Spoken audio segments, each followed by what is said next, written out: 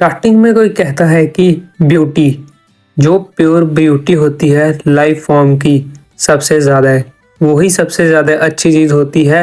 और सबसे पावरफुल चीज़ वो है सबसे अच्छी ब्यूटी।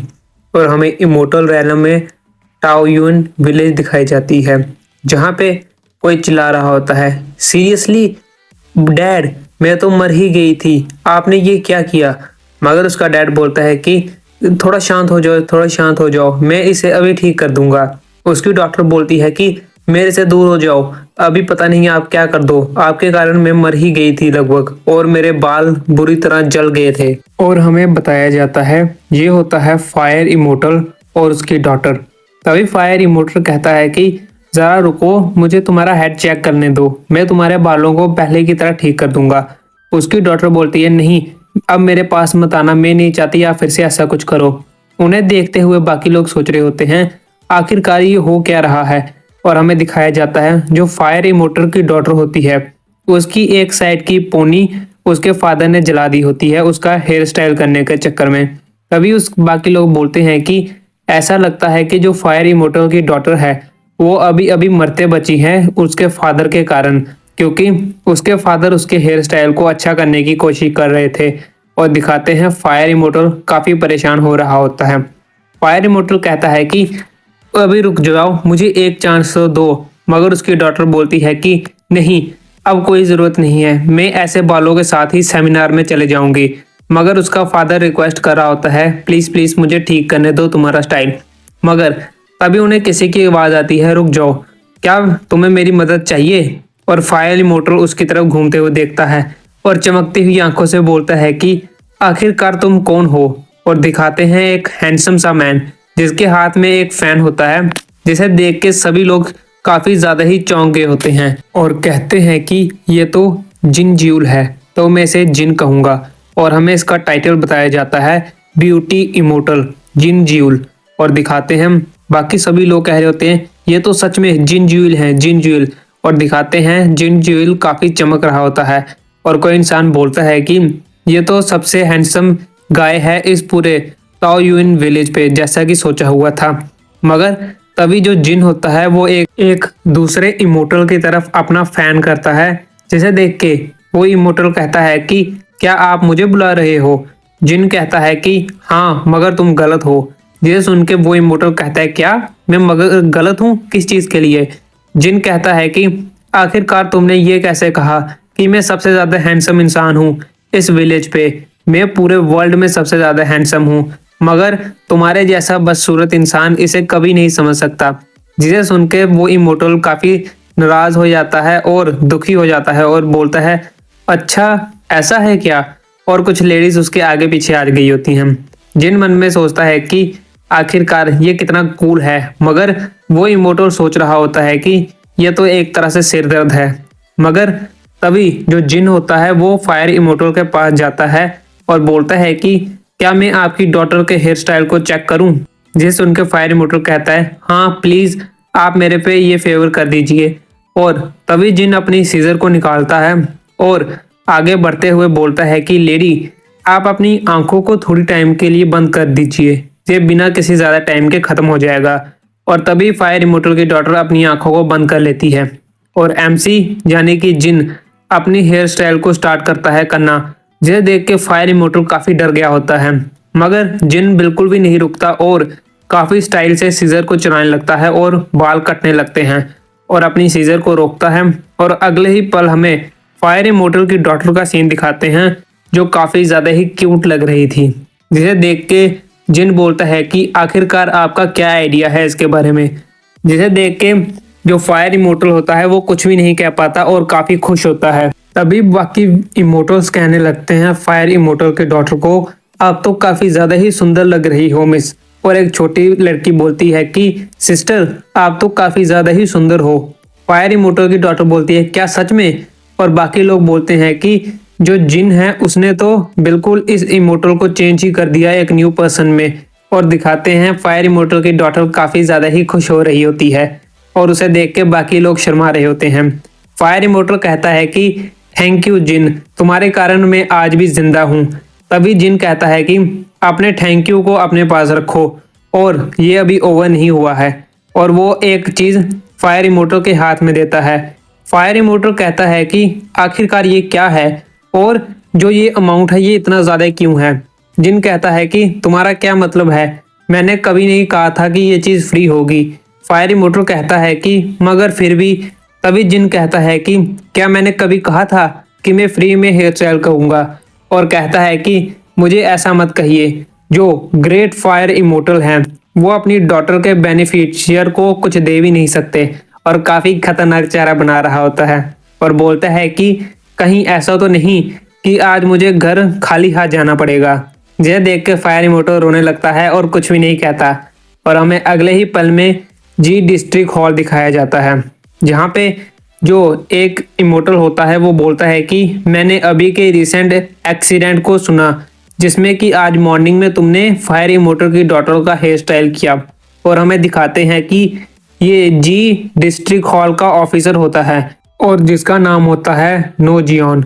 नोजियन और जिन आपस में फ्रेंड होते हैं। नोजियन कहता है कि और तुमने पैसे की जगह उनसे अल्कोहल ली। जिन कहता है हाँ ये बिल्कुल सही बात है और कहता है कि ये कोई नॉर्मल अल्कोहल नहीं है, ये हेवनली पियर लिक्विड है। समझे, हेवनली पियर लिक्विड। क्या तुम जानते हो कि ये प्राइसलेस है। जे और बोलता है कि क्या तुम चाहते हो कि तुम इसे टेस्ट करो, तो क्यों ना हम आपस में बैठ के इसे आधा आधा ड्रिंक करें। जो नोजियन होता है वो बोलता है कि हम ऐसा नहीं कर सकते। मगर जिन बच्चों की तरह कहता है कि क्यों नहीं हम ऐसा क्यों नहीं कर सकते, चलो एक गिलास पीते हैं अंदर चल के। नोजियन कहता है कि तुम एक मैच्योर इमोटल हो, क्या तुम्हें सच में ऐसा लगता है कि तुम ऐसी हरकतें कर सकते हो। और बोलता है कि तुम्हारा बिहेवियर काफ़ी ज़्यादा ही एम्बैरसिंग है। पीछे से एक लेडी बोलती है कि सर क्यों ना आप इधर ध्यान दें, जो जिन है वो काफ़ी ज़्यादा ही टूटे हार्ट से लग रहे हैं, क्यों ना आप उन्हें इस बार जाने दें और कितना ही बुरा होगा अगर आप ड्रिंकिंग कर लें उनके साथ।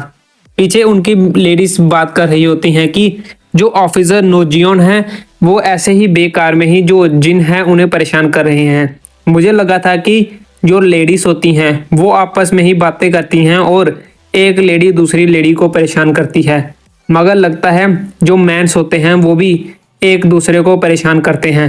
ये कितना बुरी बात है। और ऐसे ही आपस में लेडीज बातें कर रही होती हैं, जिसे सुन के नोजियन काफ़ी परेशान हो रहा होता है मगर जिन काफ़ी खुश हो रहा होता है। और अगले ही सीन में दिखाते हैं जिन उस अल्कोहल को पीने लगता है काफ़ी मज़े से बैठ के और बोलता है कि जैसा मैंने सोचा था हेवनली लिक्विड ये तो काफ़ी ज़्यादा ही अच्छा है, मगर ये मुझे यहाँ अकेले ही बैठ के पीना पड़ रहा है, ये कितनी बुरी बात है। और तभी वो नोजियन की तरफ देखता है। नोजियन बोलता है कि ये काफ़ी अच्छी एक्सक्यूज़ है। एमसी जिन बोलता है कि क्या एक्सक्यूज़, और कुछ देखता है और बोलता है कि क्या सच में यहाँ का व्यू काफ़ी ज़्यादा ही अच्छा है, तो यहाँ ड्रिंकिंग करना काफ़ी अच्छा है। जिसे सुन के नोजियन मन में सोचता है कि हाँ वैसे इसकी बात तो सही है। और जिन बोलता है कि क्या तुम सच में इस लिक्विड को पीना नहीं चाहते, यहाँ पे मेरे जैसा हैंडसम मैन बैठा है तो क्यों ना इस सीन की कोई पिक्चर ही बना ले। नोजियन मन में सोचता है कि आखिरकार इस काम को मैं कब ख़त्म करूँगा और यहाँ से जिन जाएगा। जिन उसकी तरफ अल्कोहल बढ़ाता है और बोलता है कि क्या तुम पीना चाहते हो। नोजियन बोलता है नहीं, नो थैंक यू, मैं अभी भी ड्यूटी पे हूँ तो मैं इसे नहीं पी सकता। और तभी वो अपनी हेवनली आई को ओपन करता है और बोलता है कि मुझे अपनी ड्यूटी करनी पड़ेगी ह्यूमन वर्ल्ड के ऊपर, जो कि मेरी है ड्यूटी। अगर मैं यहाँ ड्रिंकिंग करता हूँ तो जो क्रिमिनल्स हैं उन्हें कौन पकड़ेगा। तभी वो एक बर्ड की आई से कुछ देखता है और देखता है कि जहाँ पे एक हस्बैंड अपनी बीवी को मार रहा होता है और नोजियन देखता है उसे जहाँ पे उसकी वाइफ की हालत काफ़ी ख़राब होती है और बोलती है कि मेरे पास और पैसे नहीं हैं और हमारे बच्चे भी अभी भूखे हैं, तो तुम्हें ऐसा नहीं करना चाहिए। मगर उसका हस्बैंड फिर भी उसे मारता ही रहता है और नोजियन उसके हस्बैंड की एज लिखता है कि इसके पास अभी एक भी दिन नहीं बचा। जिन कहता है कि जैसा कि एक्सपेक्टेड है हेवनली साइड से, ये अमेजिंग है हमेशा की तरह। नोजियन कहता है कि अगर तुम मुझे ऐसे ही परेशान करते रहोगे मेरे काम के बीच में तो मैं तुम्हें यहाँ से किक आउट कर दूंगा। और तभी वो एक ब्लैक क्रो को बुलाता है और बोलता है कि ये डन हो चुका है। और जो ब्लैक क्रो होता है वो उस पर्सन की जो भी लिखाई होती है उसे एब्जॉर्ब कर लेता है नोजियन कहता है कि जाओ और इस रिपोर्ट को अंडरवर्ल्ड डिपार्टमेंट में पेस्ट कर दो और रिपोर्ट करो। जिन कहता है कि क्या तुम सच में इसे अंडरवर्ल्ड डिपार्टमेंट में भेजोगे? ये तो इतनी ज़्यादा भी बड़ी इशू नहीं है। मगर नोजियन कहता है कि उस इंसान ने अपनी बीवी को 100 बार मारा है और यहाँ तक कि इस वर्ल्ड में ये अंडरवर्ल्ड ही सबसे अच्छी जगह है उस इंसान के लिए। जिन कहता है कि हाँ सच में ये काफ़ी ज़्यादा ही बुरा इंसान है, इसे हेल में ही जाना चाहिए। नोजियन कहता है कि हाँ इस बार तुमने सही बात कही, मगर जो भी ईविल होते हैं उन्हें मर जाना चाहिए। नोजियन जिन कहता है कि हाँ, और जो लोग अच्छे नहीं दिखते अगली होते हैं उन्हें भी हेल में चले जाना चाहिए। नोजियन कहता है क्या सच में ये इतना अच्छा क्राइटेरिया है हेल में जाने के लिए? और जिन कहता है हाँ बिल्कुल, जो अच्छे नहीं दिखते उन्हें जिंदा रहने का कोई हक नहीं। तो भाई लोग, जो जिन है वो ब्यूटी इमोर्टल है, तो वो इसलिए ऐसी बातें कर रहा है। तभी जिन कहता है कि जैसे कि मैं एक ब्यूटी इमोर्टल हूँ, मैं सबसे अच्छा इंसान हूँ जो सबसे ज़्यादा खूबसूरत दिखता है, और जो अगली लोग होते हैं उन्हें अंडरवर्ल्ड में ही रहना चाहिए।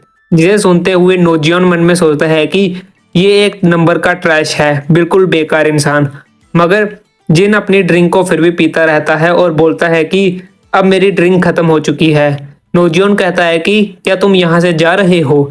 जिन कहता है हाँ बिल्कुल, जबकि मैंने अपनी ड्रिंक को खत्म कर लिया तो मैं जा रहा हूँ यहाँ से। और अपनी सीजर को काफी स्टाइल से घुमाता है और बोलता है कि मुझे आज काफी ज्यादा इंपॉर्टेंट काम है, मुझे उस ओल्ड मैन के बालों को भी काटना है, तो गुड बाय। जिसे पीछे से नोजियन देखते हुए मन में सोचता है कि जैसा भी है अच्छा है कि यहाँ से चला गया जल्दी। मगर तभी वो कुछ सोचता है और काफी शौक हो जाता है और काफी अच्छा सा फनी चेहरा बनाता है और बोलता है कि रुक जाओ, जब तुम ओल्ड मैन क्या कह रहे हो तो कहीं तुम उस इंसान के पास तो नहीं जा रहे? क्या तुम्हारा माइंड बिल्कुल ठीक है? तुम उस इंसान के पास जा रहे हो, वो भी ड्रिंकिंग करने के बाद उसके हेयर्स को काटने। और हमें काफी चमचमाती जगह दिखाई जाती है जहाँ पे काफी ज्यादा मेड्स होती हैं और काफी ज्यादा ही काम करने वाले लोग होते हैं, सर्वेंट्स। और दिखाते हैं एक ओल्ड मैन जो काफी खतरनाक स्टाइल में बैठा होता है, और हमें दिखाते हैं ये एम्परर होता है टोजियन का, Z emperor.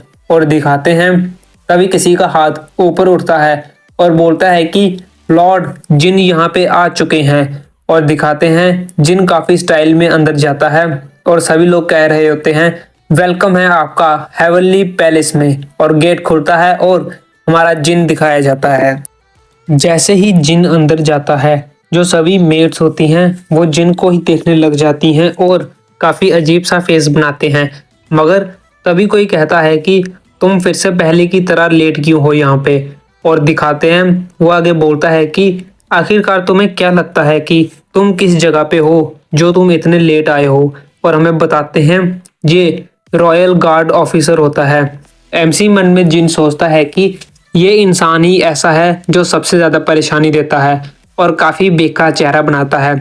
Royal guard officer बोलता है कि आखिरकार तुम यहाँ लेट क्यों हो? मैंने पूछा, जल्दी से मेरे क्वेश्चन का आंसर दो।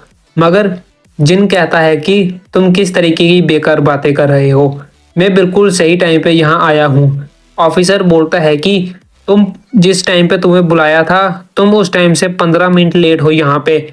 मगर क्या तुम्हें लगता है कि जो एक बार्बल की अथॉरिटी है वो इतनी बड़ी है कि वो जेड एम्परर को वेट करा सके?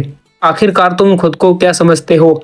मगर तभी जिन थोड़ा वॉमिटिंग टाइप फेस बनाता है, जिसे देख के लॉयर गार्ड ऑफिसर बोलता है कि क्या आखिरकार तुम अचानक से ये क्या कर रहे हो? मगर बाकी सभी लोग सोचते हैं कि ये फिर से पहले की तरह स्टार्ट हो गए, क्यों ना हमें कैप्टन को रोक देना चाहिए, मैं इनकी पहले की तरह बातें नहीं सुनना चाहता।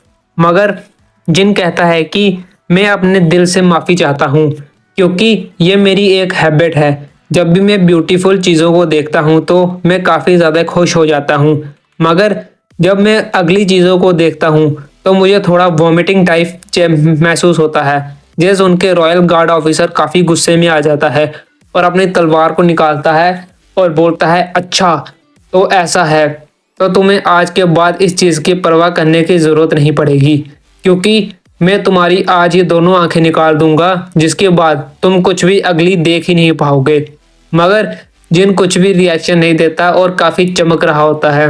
मगर तभी जेड एम्परर बोलता है, कैप्टन क्या आपने उसे अच्छे से डिसिप्लिन दे दिया? जिसे सुन के कैप्टन थोड़ा शौक हो जाता है और बोलता है कि योर मैजेस्टी ऐसा कुछ भी नहीं है, मगर ये इंसान जो जिन है। मगर तभी जेड एम्परर अपने हाथ को ऊपर उठाता है और बोलता है कि तुम डिसिप्लिन की टेंशन मत लो, मैं उसे खुद डिसिप्लिन कर दूंगा और मैं अभी काफ़ी ज़्यादा थक गया हूँ, तो मुझे ब्रेक चाहिए।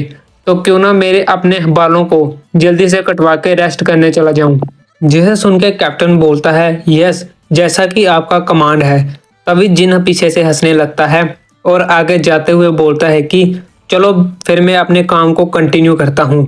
मगर पीछे से कैप्टन सोचता है कि आखिरकार जेड एम्परर हमेशा इसका साथ क्यों देते हैं, मैं इस दिन पक्का इस बेवकूफ इंसान को खत्म कर ही देता।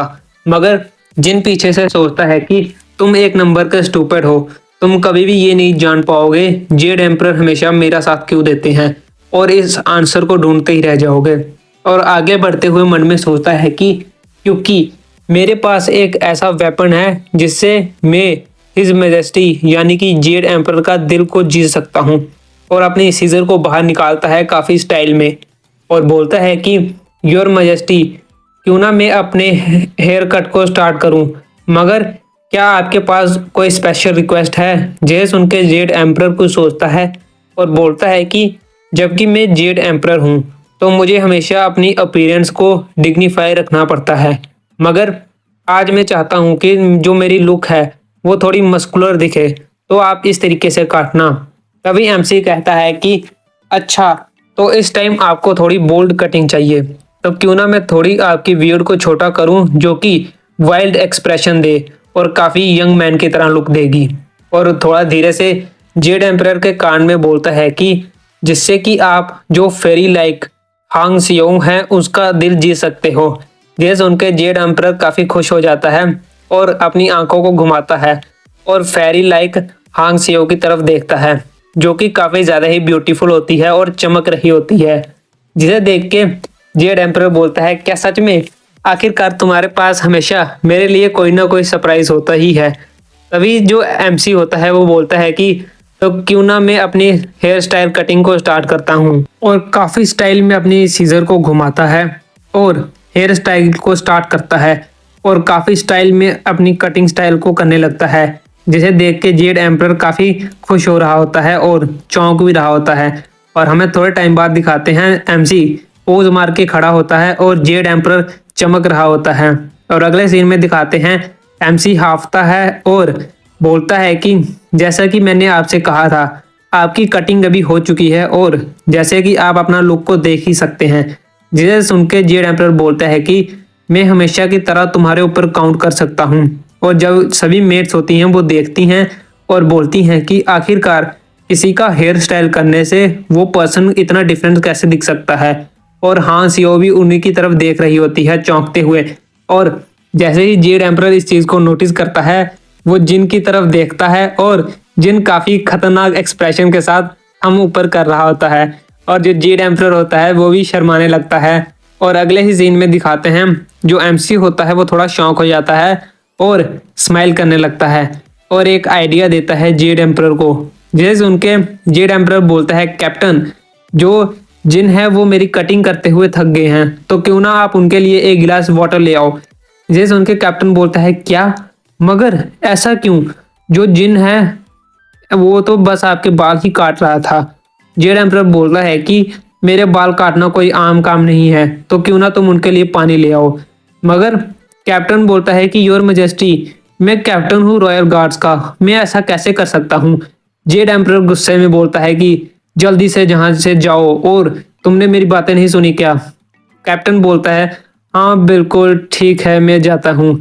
और दिखाते हैं एमसी काफी खतरनाक स्माइल कर रहा होता है और जेड एम्परर काफी गुस्से में एक्सप्रेशन दे रहा होता है। और जिन बोलता है कि मैं बेस्ट हूँ हमेशा की तरह, तुम बेवकूफ इंसान, तुम्हें मुझसे पंगा ही नहीं लेना चाहिए था। और जिन मन में सोचता है कि मैं हमेशा की तरह ही सबसे ज्यादा टॉप पे रहूंगा, जब तक कि इस ओल्ड मैन के बालों को मैं थोड़ा सा काटता रहता हूँ, क्योंकि ये ओल्ड मैन एक नंबर का बेवकूफ़ है। इसे नहीं पता कि ये कुछ भी नहीं कर सकता थोड़े से अपने बाल कटवा के।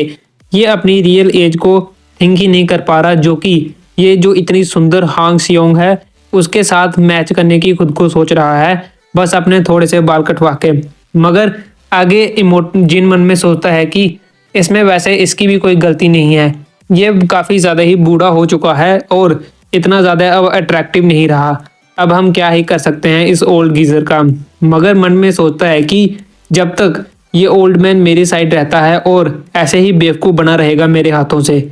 मगर तभी जो जिन का विजन होता है वो ब्लर होने लग जाता है और जिन मन में सोचता है कि आखिरकार ये अचानक से क्या हो रहा है, कहीं ऐसा तो नहीं मैंने जो हेवनली लिक्विड पिया था उसका असर अभी हो रहा है। मगर डैम इट, अचानक से उसका असर अभी कैसे हो सकता है। और बोलता है मन में कि आखिरकार मुझे अभी क्या करना चाहिए, कहीं मैं ऐसा कह दूं कि मैं आपकी कटिंग बाद में करूंगा। मगर पीछे से सभी लोग सोच रहे होते हैं कि जो जिन है वो ऐसी एक्टिंग कर रहा है, मगर वो ऐसा क्यों कर रहा है, वो काफ़ी ज़्यादा ही नर्वस लग रहा है। जिन मन में सोचता है कि नहीं, अगर मैं अभी पीछे हट गया और इसकी कटिंग नहीं की जेड एम्परर की, तो सभी लोग सोचेंगे कि मैं एक्सक्यूज़ बना रहा हूँ क्योंकि मैं कॉन्फिडेंस नहीं था। ऐसे तो मेरी रेपुटेशन बिल्कुल ही बर्बाद हो जाएगी। मैं ग्रेट जिन जो कि ब्यूटी इमोर्टल है, ऐसे खुद को एम्बेरेंस नहीं कर सकता। और तभी वो बोलता है कि जो रेजर है उस्तरा, उसे जल्दी से जहाँ लाओ। तभी एक सर्वेंट उसे लेके आती है और जिन मन में सोचता है कि चलो थोड़ा सा मैंने बालों को और ही काटना है, इससे क्या ही फर्क पड़ रहा है। वैसे भी कोई भी जो मिनिस्टर है वो इस चीज़ को नोटिस ही नहीं कर पाएगा अगर मैं थोड़े से बालों को ज़्यादा या कम काट दूं, तो इसमें कोई भी ज़रूरत नहीं है हेजिटेशन करने की। अगर मेरी बॉडी धीरे धीरे सो रही है, मगर मैं क्या करूं, ये काफ़ी ज़्यादा ही खतरनाक रहेगा अगर मैं ज़्यादा टाइम लगाता हूं। तभी वो रेजर से जेड एम्परर के बालों को थोड़ा सा ऊपर उठाता है और मन में सोचता है कि मैं जल्दी से काम को ख़त्म कर दूंगा, और थोड़ा धीरे धीरे बाल काटने लगता है। मगर अचानक से वो रेजर को जल्दी से घुमा देता है और अगले ही सीन में दिखाते हैं जो जेड एम्परर होता है वो आधा टकला बन चुका होता है। जिसे देख के सब लोग शौक हो जाते हैं और जिनके चेहरे का एक्सप्रेशन और जेड एम्परर का एक्सप्रेशन काफ़ी डेंजरस होता है और सभी मेड शौक। और जो एम्परर के सर्वेंट्स होते हैं उनका मुंह खुला का खुला, और जो जिन होता है उसको तोते उड़ते हुए दिखाई दे रहे होते हैं और जेड एम्परर रो रहा होता है।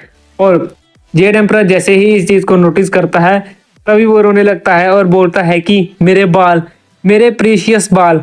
तभी रॉयल गार्ड का हेड मन में सोचता है कि यही मेरी अपॉर्चुनिटी है और जोर से चिल्लाता है कि सभी के सभी गार्ड्स जल्दी से आओ और हिज मैजेस्टी को प्रोटेक्ट करो।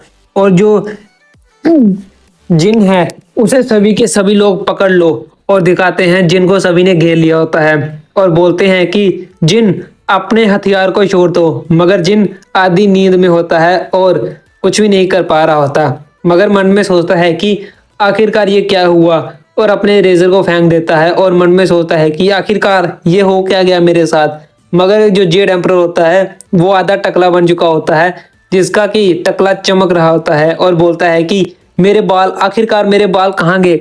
मगर जो सभी गार्ड्स होते हैं वो बोलते हैं कि योर मैजेस्टी प्लीज शांत हो जाइए, शांत हो जाइए।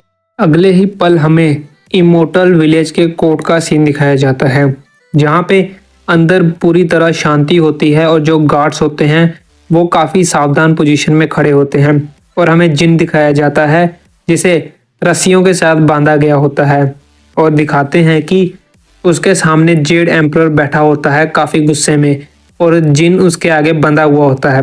अभी कोई इमोर्टल कहता है कि जो जिन है क्रिमिनल, आज हम उसकी पनिशमेंट के लिए यहाँ पे हैं, और उसकी पनिशमेंट को अनाउंस करने से पहले उसके गुनाहों को हम बताएंगे।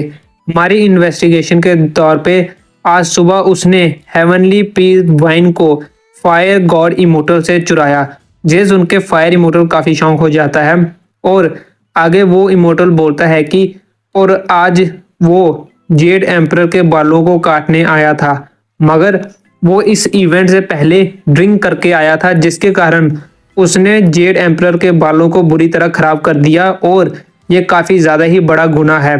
जिसे सुनते हुए जिन मन में सोचता है कि मैं आखिरकार ऐसी सिचुएशन में कैसे आ गया, मैं द ग्रेट जिन आखिरकार यहाँ कैसे पहुँच गया। तभी आगे इमोर्टल कहता है कि आज हम इस क्रिमिनल को उसकी पनिशमेंट को देंगे।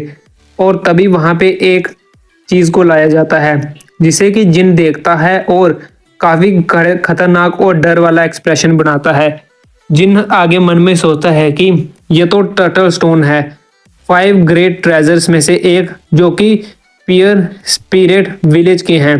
टर्टल स्टोन, जैसा कि इसके बारे में रूमर्स हैं, अगर इस टर्टल स्टोन के ऊपर किसी चीज़ को डिस्ट्रॉय कर दिया जाए तो उसे मैजिक और यहाँ तक कि मिरेकल भी फिर से पहले की तरह नहीं कर सकते। और तभी वो रॉयल गार्ड की तरफ देखता है और मन में सोचता है कि अगर इस स्टोन के ऊपर मेरे सिर को काट दिया गया तो अगर मेरी सोल भी फिर से पहले की तरह अरेज होके न्यू हो जाए तो मेरा सिर कभी भी आपस में जुड़ नहीं पाएगा।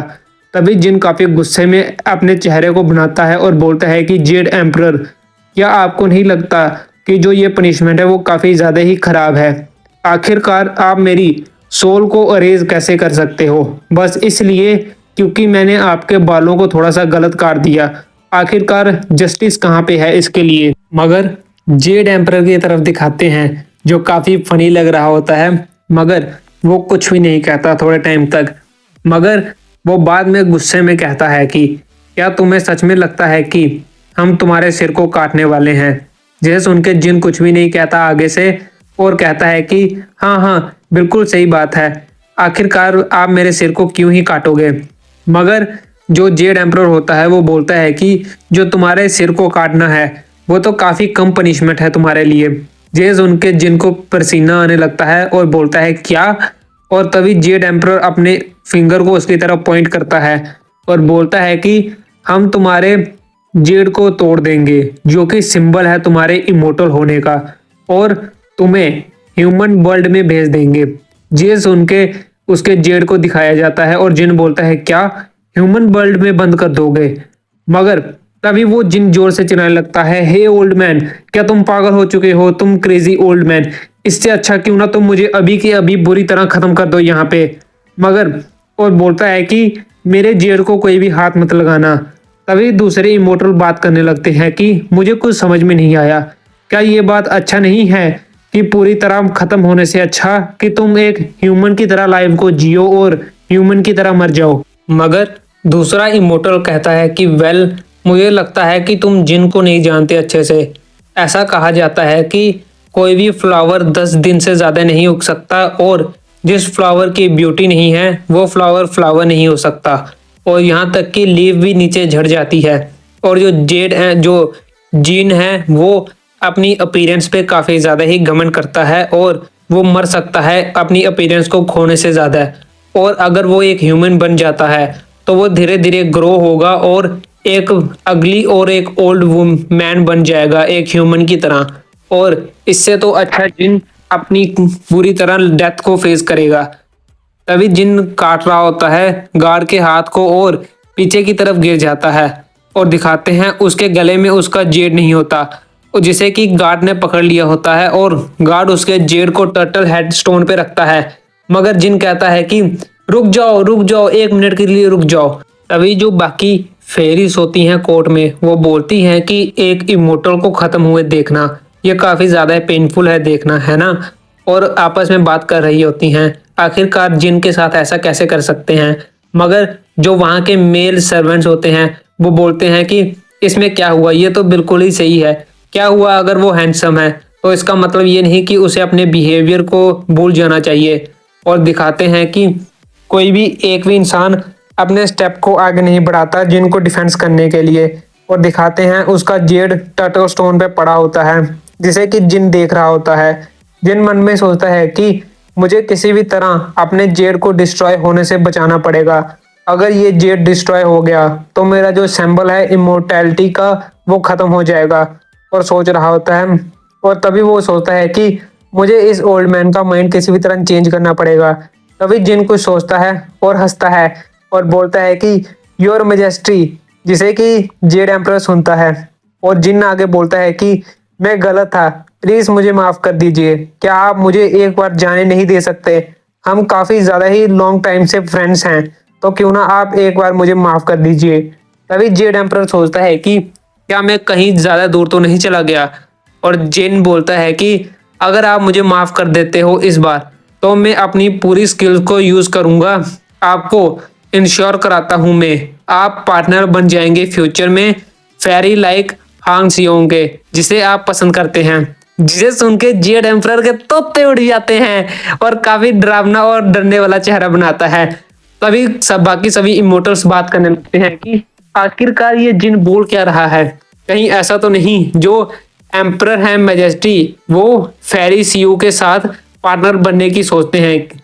और बाकी सभी लोग बातें करने लगते हैं अजीब अजीब सी, और सभी लोग हांग सियोंग की तरफ देखते हैं और बोलते हैं कहीं ऐसा तो नहीं कि जेड एम्परर सच में। मगर हांग सियो दिखाते हैं कि जो काफी ज्यादा ही गुस्से में होती है, और अगले ही सीन में दिखाते हैं जो जेड एम्परर होता है वो बैठे बैठे कांप रहा होता है। और जैसे ही वो हांग सियो की तरफ देखता है, हान जियो की एक्सप्रेशन, भाई भाई मैं कुछ नहीं कहना चाहता इसके बारे में। और जेड एम्परर का दिल टूट जाता है बुरी तरह से। और अगले ही पल दिखाते हैं कि जो जिन होता है वो भी नोटिस कर लेता है आखिरकार उसने क्या बात कह दी, और बोलता है हे हान सियो प्लीज एक मिनट रुकिए।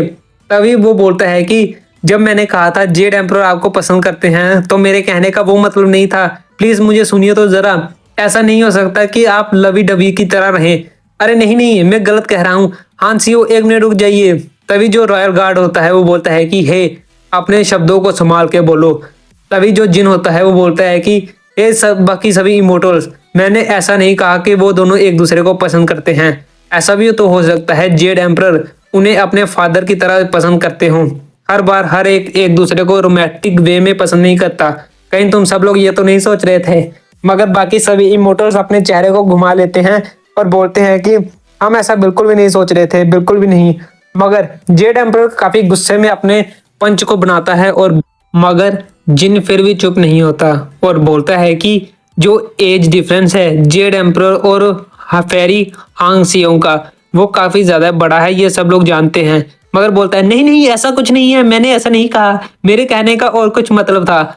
मगर जेड एम्परर का गुस्से का पाला पूरी तरह चढ़ गया होता है, और जिन कहता है जेड एम्परर, मगर जेड एम्परर कहता है कि इसे तोड़ दो, खत्म कर दो इसे बुरी तरह। मगर जिन कहता है हे ओल्ड मैन आखिरकार ऐसा नहीं। मगर दिखाते हैं रॉयल गार्ड अपनी स्वॉर्ड को बुरी तरह मार देता है उस जेड पे, और जेड पूरी तरह टूट जाता है, जिसपे कि जिन भी बेहोश हो जाता है और बोलता है कि आखिरकार ये क्या हो गया, ऐसा कैसे हो सकता है, आखिरकार मेरे लिए सब कुछ खत्म हो गया। और दिखाते हैं जिन बेहोश होकर वहां गिर जाता है। जेड एम्परर अपनी जगह से उठता है और बोलता है कि मिनिस्टर्स मेरी बात सुनिए।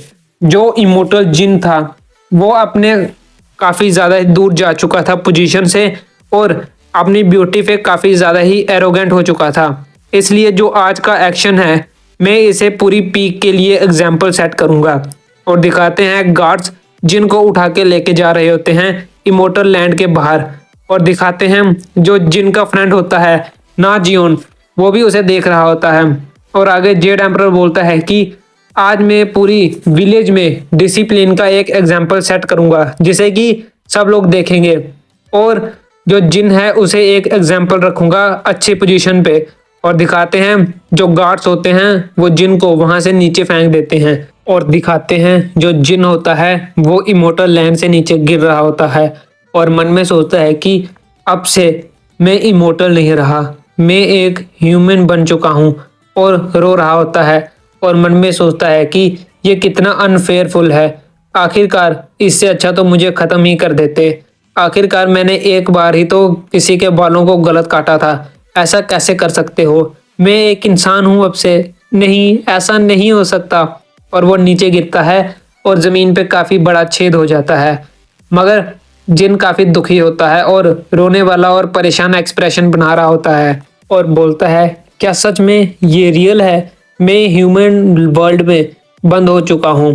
तभी वो नोटिस करता है उसके साइड में कुछ ह्यूमंस होते हैं जो एक इंसान को मार रहे होते हैं, और वो इंसान भी जिन की तरफ देखते हैं। मगर जिन काफी परेशान और हैरानी वाला एक्सप्रेशन देता है, और उन लोगों को इग्नोर कर देता है और मन में सोचता है क्या सच में अब मैं एक ह्यूमन बन चुका हूँ।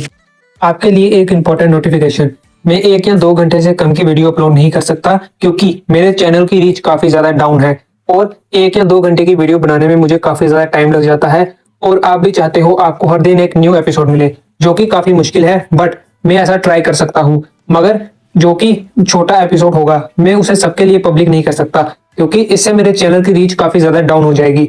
तो मैं उन्हें सिर्फ मेंबर्स के लिए अलाउ कर सकता हूँ और मेंबर्स का प्राइस मैंने सबसे लोएस्ट रखा है, जिससे कि आप मेंबरशिप सिर्फ 29 रुपीज में ले सकते हो। और 29 रुपीज तो कोल्ड ड्रिंक या चिप्स पे ही लग जाते हैं एक दिन में। तो जहां आप मेंबरशिप लेके आराम से हर दिन न्यू एपिसोड देख सकते हो या आप वेट कर सकते हो थोड़े लंबे टाइम के लिए। मैंने लोएस्ट लेवल मेंबरशिप में ही काफी ऑप्शंस दिए हैं, मगर अगर आप मुझे एक्स्ट्रा सपोर्ट और एक्स्ट्रा बेनिफिट उठाना चाहते हो तो आप हाई लेवल मेंबरशिप भी ले सकते हो अपने अकॉर्डिंग और मुझसे आराम से पर्सनल चैट भी कर सकते हो और मैं आपको सबसे पहले रिप्लाई करूंगा। अगले ही पल दिखाते हैं जो वहां पे ह्यूमंस होते हैं वो कहते हैं ओ माय गॉड। उनमें से जो इंसान एक दूसरे को मार रहा होता है वो बोलता है कि आखिरकार क्या हुआ तुम दोनों को। वो बोलते हैं कि सर आप हमारी बातों पे विश्वास नहीं करोगे, ये इंसान अभी अभी आसमान से नीचे गिरा है, मैंने ऐसा पहले कभी नहीं देखा कोई ऊपर से नीचे गिरे। और दिखाते हैं एमसी काफी स्टाइल में वहां बैठा हुआ होता है, मगर जो इंसान मार खा रहा होता है वो भी एमसी की तरफ देखता है और दिखाते हैं उसकी काफी बुरी कंडीशन होती है।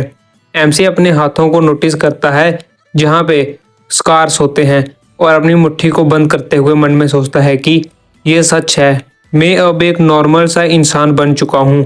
आखिरकार ये कैसे हो सकता है कि मुझे उन्होंने एक इमोटल से एक इंसान बना दिया, आखिरकार वो मेरे साथ ऐसा कैसे कर सकते हैं। और मन में जेड एम्परर को गालियां देते हुए सोचता है कि वो ओल्ड मैन कहीं का, मैंने बस उसके बाल थोड़े से गलत काट दिए तो उसने मेरा इमोटल जेड ही तोड़ दिया, आखिरकार वो ऐसा कैसे कर सकता है।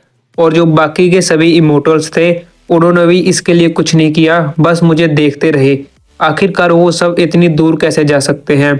और याद करता है अपनी पहले की हरकतें जब वो इमोटल लैंड पे रहता था।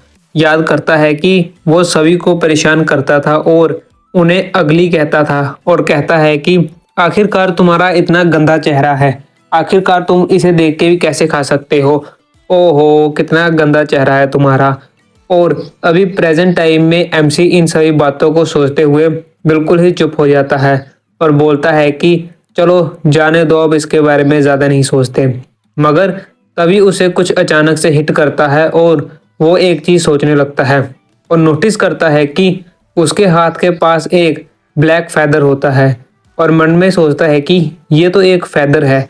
और दिखाते हैं उसके आगे पीछे और काफ़ी ज़्यादा फैदर आने लगते हैं ऊपर से और दिखाते हैं जो काफ़ी सारे क्रॉस होते हैं वो इमोटल लैंड की तरफ यानी कि आसमान की तरफ वापिस जा रहे होते हैं, जिसे कि एमसी देखता है और उन क्रॉस की तरफ देखते हुए मन में सोचता है कि ये सभी की सभी वर्ड्स अगर मैं सही सोच रहा हूँ तो इसका मतलब जो मेरा फ्रेंड था नोजियन, जब बाकी सभी इमोटल्स ने मुझे इमोटल लैंड से नीचे फेंका, ऐसा तो हो ही नहीं सकता कि जो एक नॉर्मल ह्यूमन की बॉडी है वो इतनी ऊंचाई से गिरने के बाद जिंदा बच जाए, वो भी बिना किसी ज़्यादा चोटों के, यहाँ तक कि इससे पहले कोई और इमोटल उसकी मदद ना करे।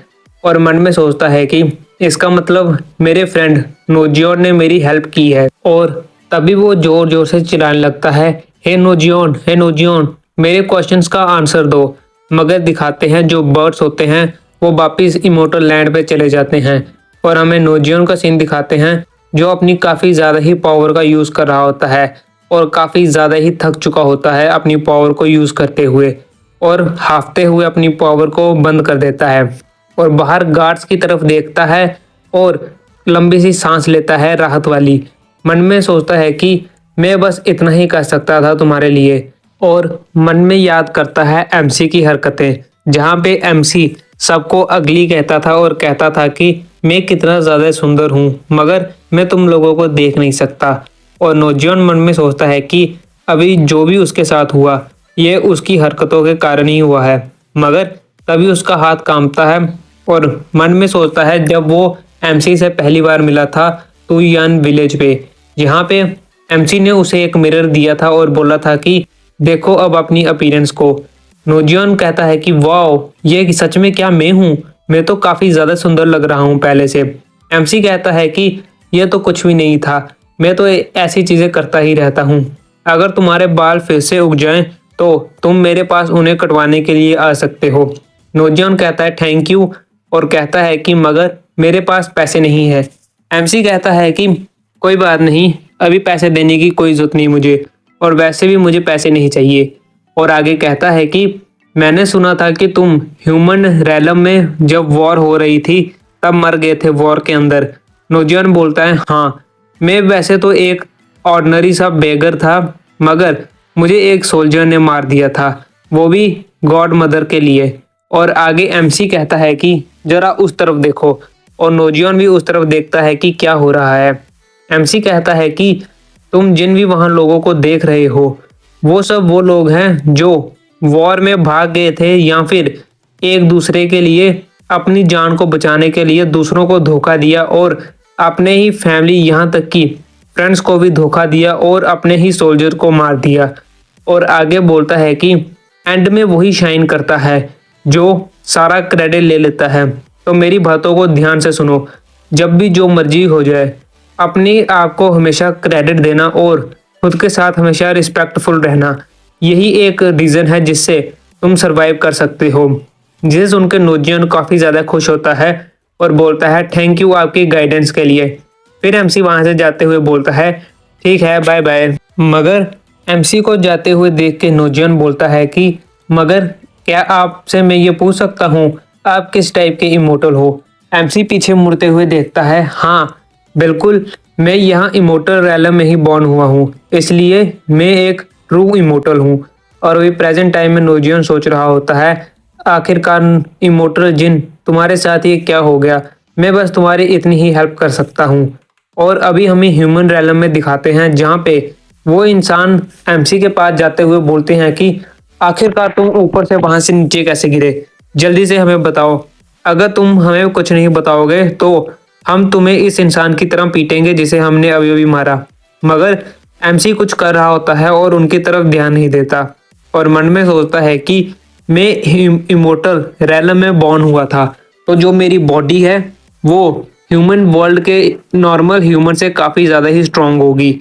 और अभी प्रेजेंट टाइम में दिखाते हैं एमसी की बॉडी से काफ़ी ओरा निकल रहा होता है और मन में सोचता है कि मुझे ज़्यादा चिंता की ज़रूरत नहीं है क्योंकि मैं एक इमोर्टल बॉडी के साथ हूँ पैदा हुआ, तो जहाँ पे जितनी भी चीज़ें हैं मैं उन सभी को आराम से हल कर सकता हूँ। और अपनी मुट्ठी बनाता है काफ़ी गुस्से में और गालियाँ देते हुए मन में सोचता है कि आखिरकार मैं तुम सभी को एक ना एक दिन ख़त्म कर दूंगा। और दिखाते हैं वो गुंडे एमसी की तरफ आगे बढ़ते हैं। एमसी उनकी तरफ ध्यान बिल्कुल नहीं दे रहा होता, तो वो बोलते हैं कि आखिर तुम हमारे क्वेश्चंस का आंसर क्यों नहीं दे रहे? अगर तुम ऐसे ही रहोगे तो हम तुम्हें खत्म कर देंगे। और एमसी की तरफ अटैक कर देते हैं।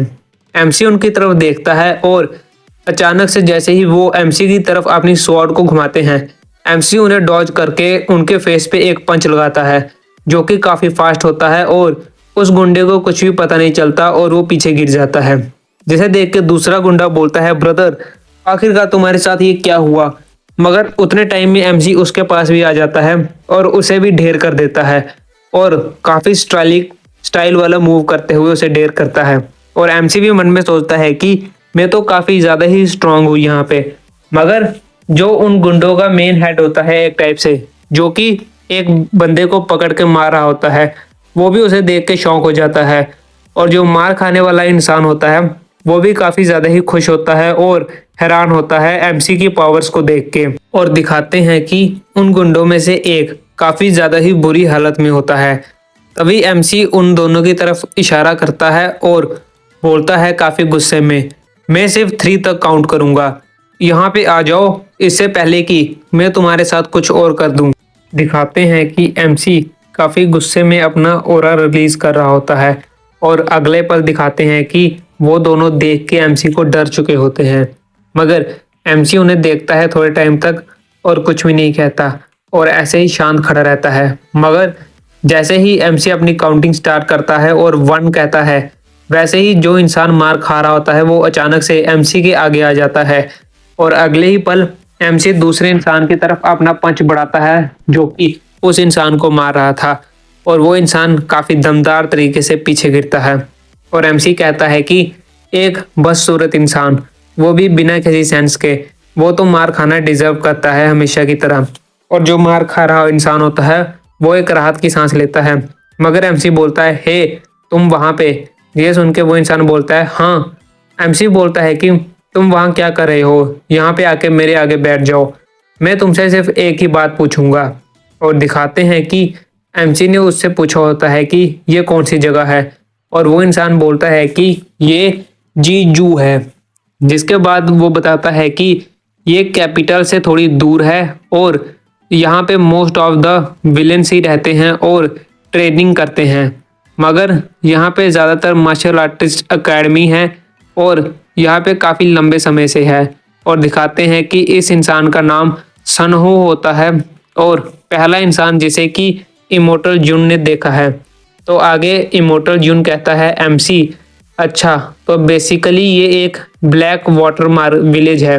जिस उनके सुनहू कहता है, क्या ब्लैक वाटर विलेज? एमसी बोलता है कि हाँ, यहाँ पे लोग काफ़ी कम हैं मगर यहाँ पे काफ़ी ज़्यादा थग्स हैं, इसका मतलब ये एक ब्लैक वाटर विलेज है। और दिखाते हैं जो इंसान पहले बुली कर रहे होते हैं उसे, वो मन में सोचते हैं कि हमारे पास अभी एक चांस है एमसी पे पीछे से अटैक करने का, जिसे कि सुन हो भी देखता है। और दिखाते हैं कि सुन हो उन इंसानों की तरफ देख रहा होता है, मगर एमसी कहता है कि आखिरकार तुम उनके तरफ क्यों देख रहे हो, मैं तुमसे कुछ पूछ रहा हूँ तो तुम इतने डिस्ट्रैक्टेड क्यों हो, क्या तुम फोकस नहीं कर सकते मेरी बातों पे?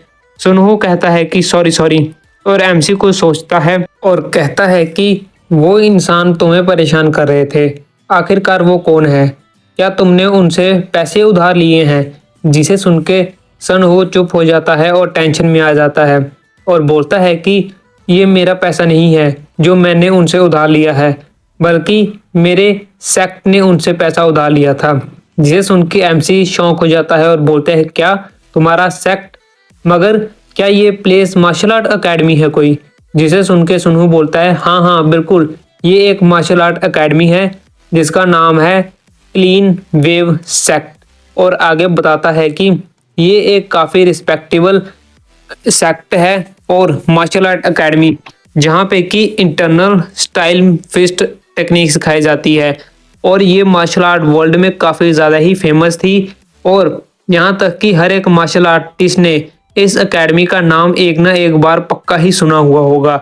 मगर और स्टाइल में अभी बोलता है कि ये है हमारा क्लीन वेव सेक्ट, जिसे कि एमसी देख रहा होता है और काफ़ी बोर होते हुए बोलता है, अच्छा तो ऐसा है। मगर और इतने ग्रेट सेक्ट का डिसाइपल एक आम लोगों से मार खा रहा था, है ना?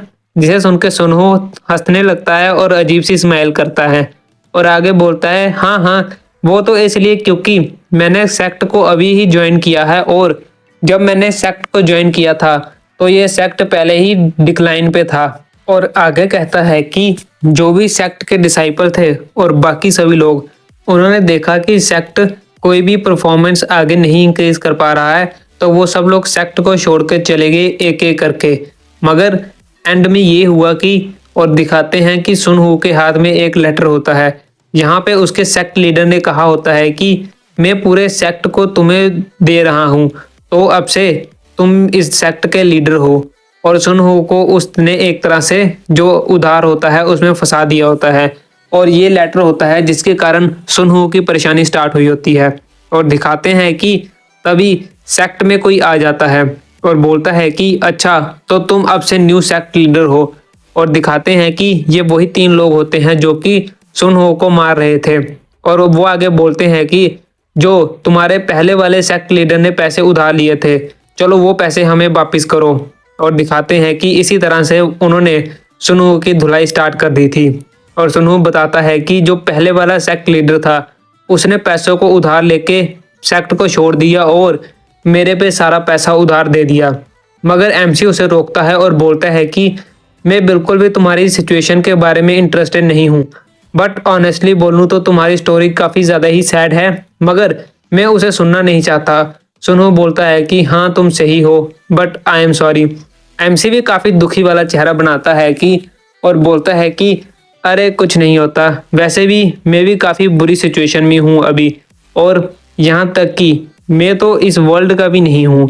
और आगे बोलता है कि आखिरकार मैं इस जगह कैसे फंस गया, और ऐसे ही थोड़े टाइम तक बैठा रहता है शांति से, और सुनहो भी ऐसे ही बैठा रहता है। मगर एमसी काफी गुस्से वाला चेहरा बनाता है और बोलता है कि हे, क्या तुम मुझसे मजाक कर रहे हो? मेरे जैसा एक हैंडसम मैन तुम्हें बता रहा है वो परेशान है, मगर क्या तुम उसकी स्टोरी के लिए क्यूरियोसिटी नहीं हो? जिसे सुनकर सुनहो बोलता है सॉरी।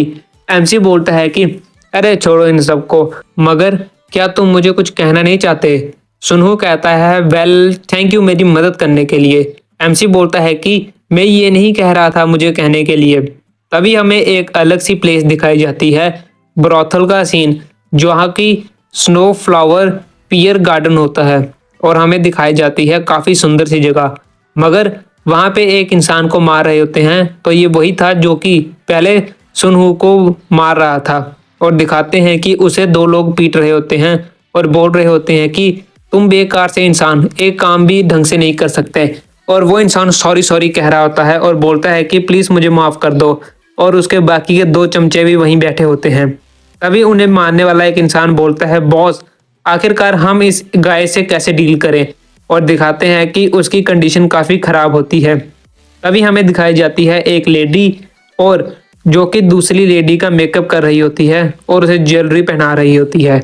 और जो मेन लेडी होती है वो बोलती है कि मैं इसे देखना नहीं चाहती, और ये अभी हमारे लिए पैसे भी नहीं कमा सकता। बोलती है कि इन तीनों की टांगों को तोड़ दो और इन तीनों को ब्रोथल से बाहर फेंक दो। जैसे उनके दोनों चमचे काफी ज्यादा ही डर जाते हैं, मगर जो उन मेन चमचा होता है उनका हेड, वो उस लेडी के सामने झुक जाता है और बोलता है बॉस प्लीज थोड़ा अपने गुस्से को शांत कीजिए और 1 मिनट के लिए प्लीज मेरी बात सुन लीजिए।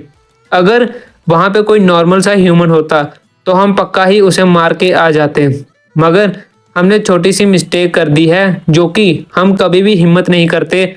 हम जानते हैं हमारी सजा क्या होती, मगर जो वो इंसान था वो काफी ज्यादा ही स्ट्रांग था, और उसकी स्ट्रेंथ का तो कोई जवाब ही नहीं था। जिसे सुन के उनकी बॉस भी कुछ सोचने लगती है और मन में सोचती है कि यह तो काफी ज्यादा ही स्ट्रेंज है। जो क्लियर वेव सेक्ट था उसके पास तो सिर्फ कोई भी नहीं था जो कि उस सेक्ट को गार्ड करे, तो एक इंसान कहाँ से आ गया? और तभी बॉस बोलती है चलो ठीक है, और वो सभी लोग बॉस की तरफ देखने लगते हैं। बॉस आगे बोलती है कि चलो मुझे उस इंसान के पास ले चलो जिसने तुम्हें पीटा, हम देखेंगे वहीं पे चल के कि हम क्या कर सकते हैं इस बारे में। मगर वो चमचा कहता है कि मगर आप वहां पे क्यों जाना चाहते हो अचानक से? और दिखाते हैं कि जो लेडी बॉस को तैयार कर रही होती है, बॉस उसका हाथ साइड करती है और बोलती है कि मैं उस इंसान को खुद देखना चाहती हूँ। और हमें बताया जाता है ये फ्लावर स्नो फ्लावर पीर गार्डन ब्लॉथर की सबसे हेड होती है मैडम, जिसका नाम होता है सियोल इह्यून, तो मैं इसे सियोल कहूंगा। अगले ही पल हमें थोड़ी सी डिटेल दी जाती है स्नो फ्लावर पीयर गार्डन के बारे में, यानी कि ब्लॉथल के बारे में, और बताते हैं कि ये काफी बड़ा, यहाँ तक कि सबसे बड़ा ब्रोथल है यूजिंग में।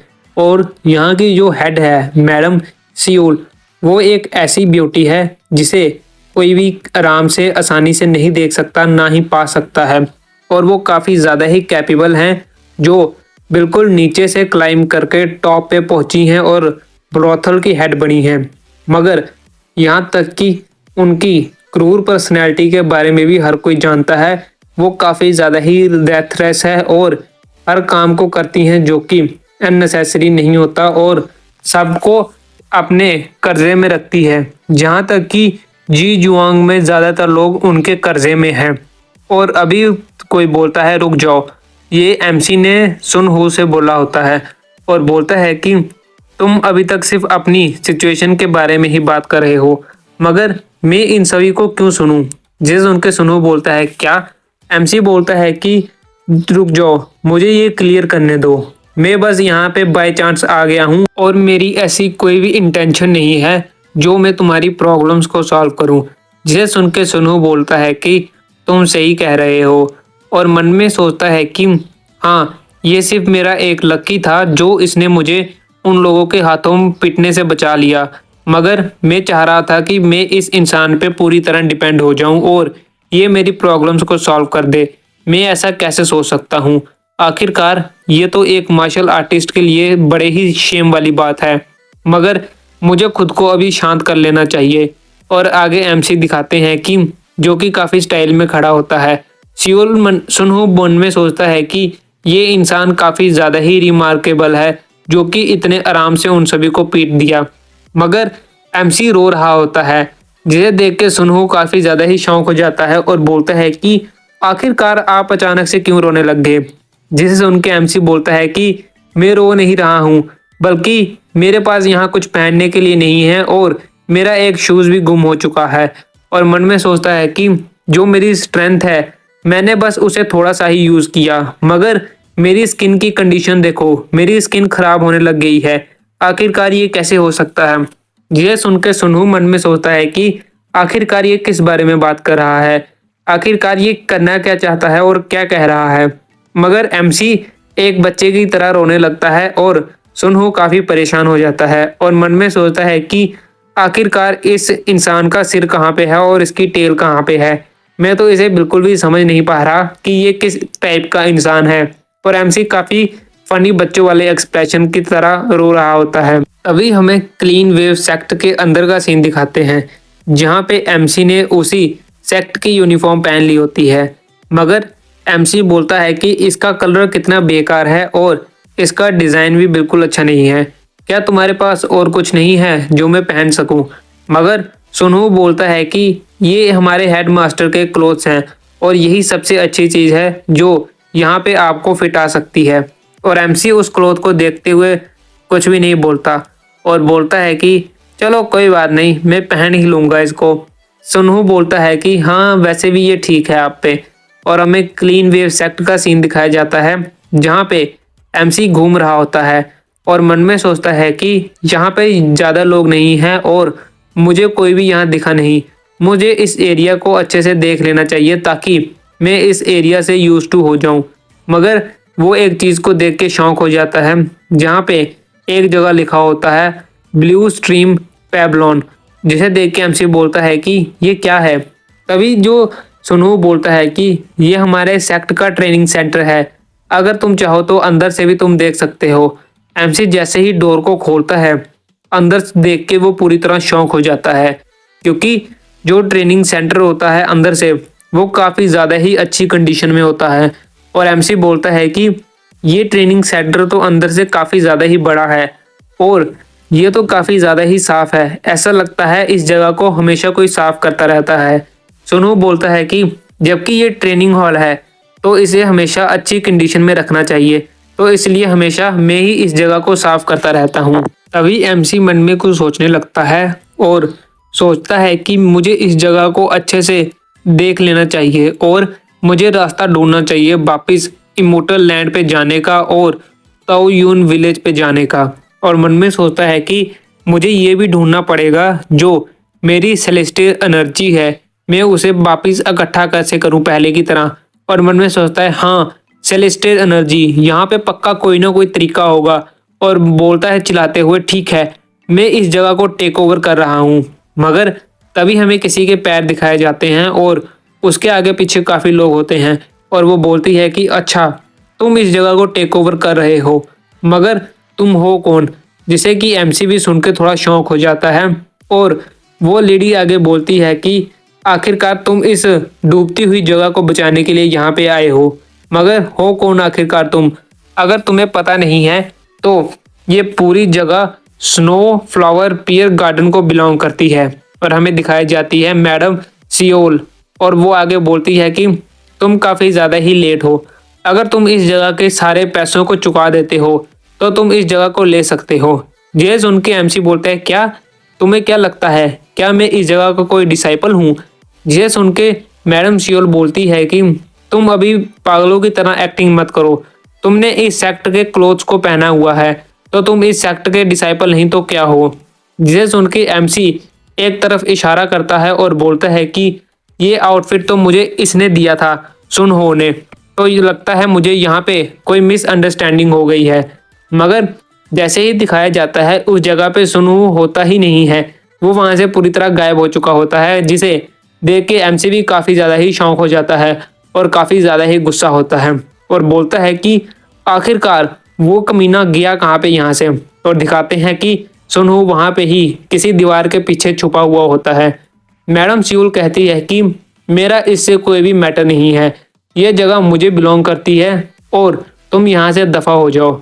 ये सुन के एमसी बोलता है कि तुमने क्या कहा। मैडम सियूल कहती है कि तुमने मेरे आदमियों के साथ मारपीट की है और उन्हें डैमेज दिया है, तो इसलिए अब तुम यहाँ से आराम से नहीं जा सकते और ये सब तुमने अंधेरे की जगह पूरे दिन में किया है, तो तुम्हें इसकी रिस्पॉन्सिबिलिटी लेनी ही पड़ेगी।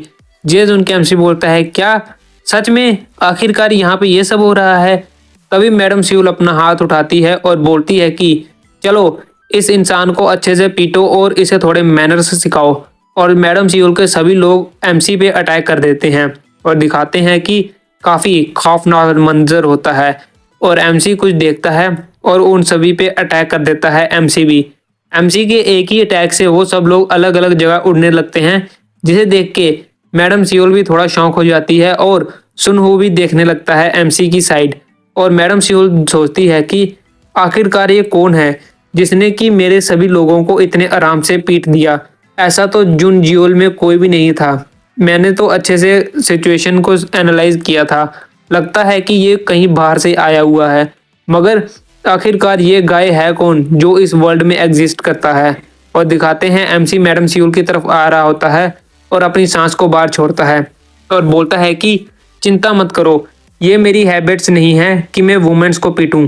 जिसे सुन के मैडम सियूल कुछ भी नहीं बोल पाती और एमसी बोलता है कि चलो हम थोड़ी बात कर लेते हैं, क्यों ना हम कंडीशंस पे बात करें कि जो क्लीन वेव सेक्टर है उसके साथ क्या होगा। अब अगले ही पल दिखाते हैं कि जो सियूल होती है वो काफ़ी ज़्यादा ही डर जाती है और मन में सोचती है कि ऐसा कैसे हो सकता है।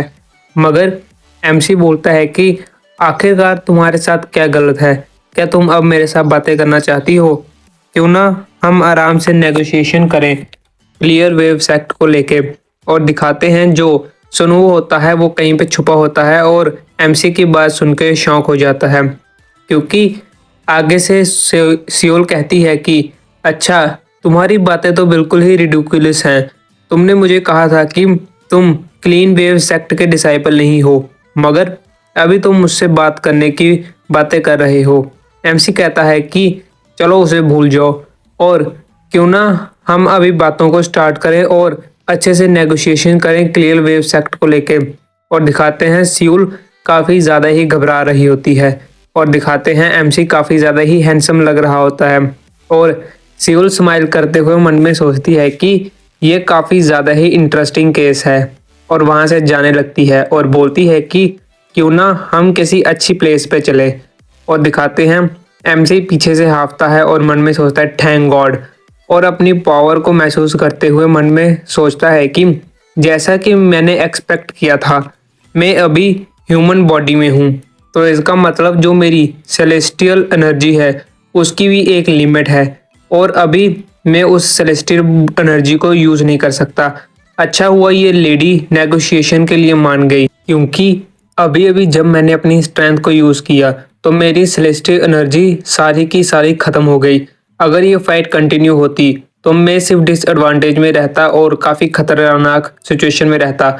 और दिखाते हैं सियूल जा रही होती है बातें करने के लिए और एमसी मन में सोचता है अच्छा हुआ इस वुमेन ने नेगोशिएशन के लिए तैयार हो गई। वेल ऐसा तो ये होना ही था, क्योंकि नेगोशिएशन का सबसे पहला रूल होता है कि हैंडसम होना, और अभी भी एमसी अपने हैंडसम होने पे घमंड कर रहा होता है। और अगले पल दिखाते हैं कि हमें एक जगह दिखाई जाती है ब्लू फ्लावर स्नो पेवलॉन, जहाँ पे एमसी के आगे बैठी हुई सियूल कहती है कि नेगोशिएशन स्टार्ट करने से पहले मुझे ये बता देने दीजिए यंग मास्टर, ये नेगोशिएशन आपके डिसएडवांटेज में है। जिसे सुन के एमसी बोलता है तुम्हारे एटीट्यूड के साथ क्या गड़बड़ है, पहले तो तुम काफ़ी अच्छे से बात कर रही थी, मगर अब तुम्हारा एटीट्यूड ऐसा लग रहा है जैसे तुम मुझे डराने की कोशिश कर रही हो।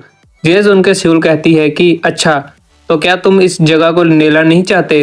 ये सुन के एमसी बोलता है नहीं नहीं, चलो तुम कंटिन्यू रखो। सियोल कहती है कि जो पहले का सेक्ट लीडर था क्लीन वेव सेक्ट का, वो बिल्कुल भी वर्थी नहीं था लीडर होने का।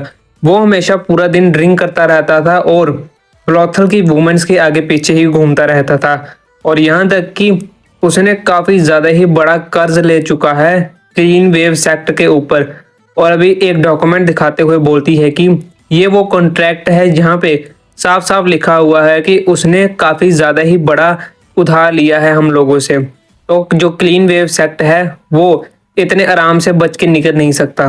जिसे सुन के एमसी शौक हो जाता है और आगे सियोल कहती है कि जब तक मेरे पास ये डॉक्यूमेंट है, भले ही हम फोर्स का यूज करते हैं, तुम हमें रिस्पॉन्स नहीं कर सकते, और यहाँ तक कि जो अथॉरिटीज हैं वो भी हमारा ही साथ देंगी।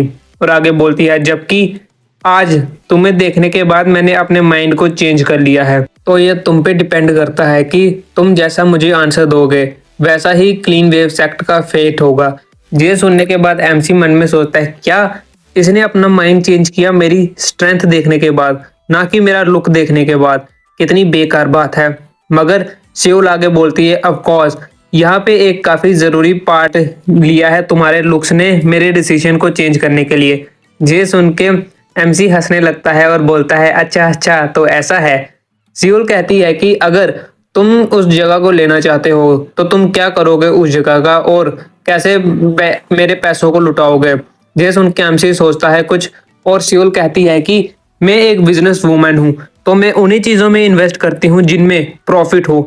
और आगे बोलती है कि अगर यंग मास्टर आप उस जगह को थोड़ा अच्छे से कन्वर्ट कर दो और फ्यूचर में प्रॉफिट बनाओ और क्लीन वेव सेक्ट का उधार क्लियर कर दो, तो मैं ये सोच सकती हूँ कि वो जगह को मैं आपको दे सकती हूँ अभी के लिए।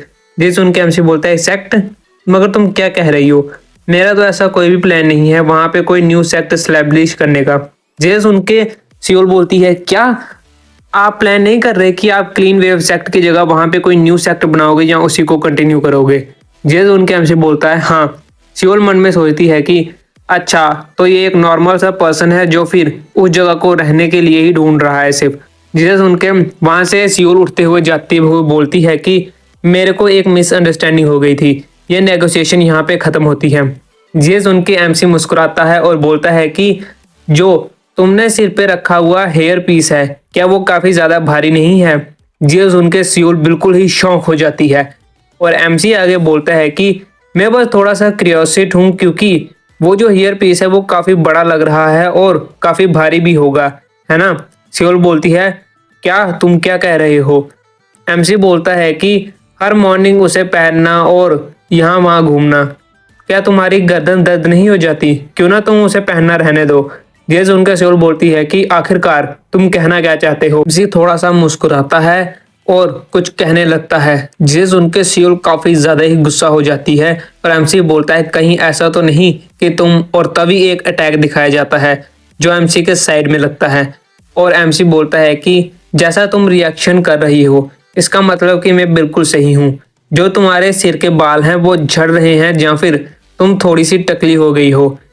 और सियोल हाफते हुए बोलती है कि आखिरकार तुम हो कौन, और काफी ज्यादा ही घबराई होती है। एमसी उसकी स्वॉर्ड को निकालते हुए बोलता है कि तुम्हें ये जानने की जरूरत नहीं है क्योंकि ऐसा पॉसिबल भी नहीं है कि मेरे जैसा कोई इस ह्यूमन वर्ल्ड में हो और तुम पहले उससे मिली हो। और उस स्वॉर्ड को निकालते हुए बोलता है कि ये काफी ज्यादा ही अच्छी तलवार है और बोलता है कि चलो वहां पे बैठ जाओ, जो नेगोशिएशन है वो अभी खत्म नहीं हुई और हम उसे कंटिन्यू करेंगे। और दिखाते हैं कि सियोल बोलती है कि क्या तुम मुझे डराने की कोशिश कर रहे हो? तुम किसी वुमेन की वीकनेस को यूज कैसे कर सकते हो? मगर एमसी बोलता है कि मैं तुम्हें डरा नहीं रहा, मैं बल्कि तुम्हारी हेल्प करने की कोशिश कर रहा हूँ। और काफी स्टाइल से उस स्वॉर्ड को घुमाता है और बोलता है कि क्यों ना तुम शांति से बैठ जाओ, और अगर तुम इसे एक बार एक्सपीरियंस कर लोगी तो तुम समझ जाओगी कि मैं क्या कहना चाहता हूँ, और तुम इस चीज को एक्सपीरियंस करने वाली पहली इंसान हो, तो अपने आप को ऑनर फील कराओ। यह सुन के सियोल शौकी फेस बनाती है और कुछ भी समझ नहीं पा रही होती।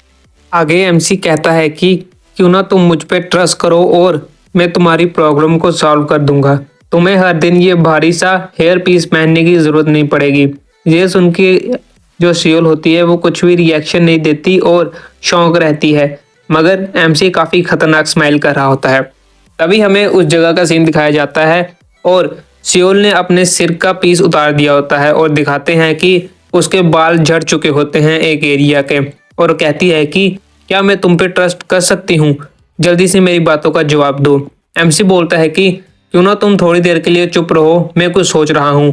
सियोल मन में सोचती है ये बास्टेड कहीं का, और बोलती है कि मैं तुम्हें वार्न कर रही हूँ, अगर कुछ भी गड़बड़ हुआ तो तुम बच के नहीं जा पाओगे।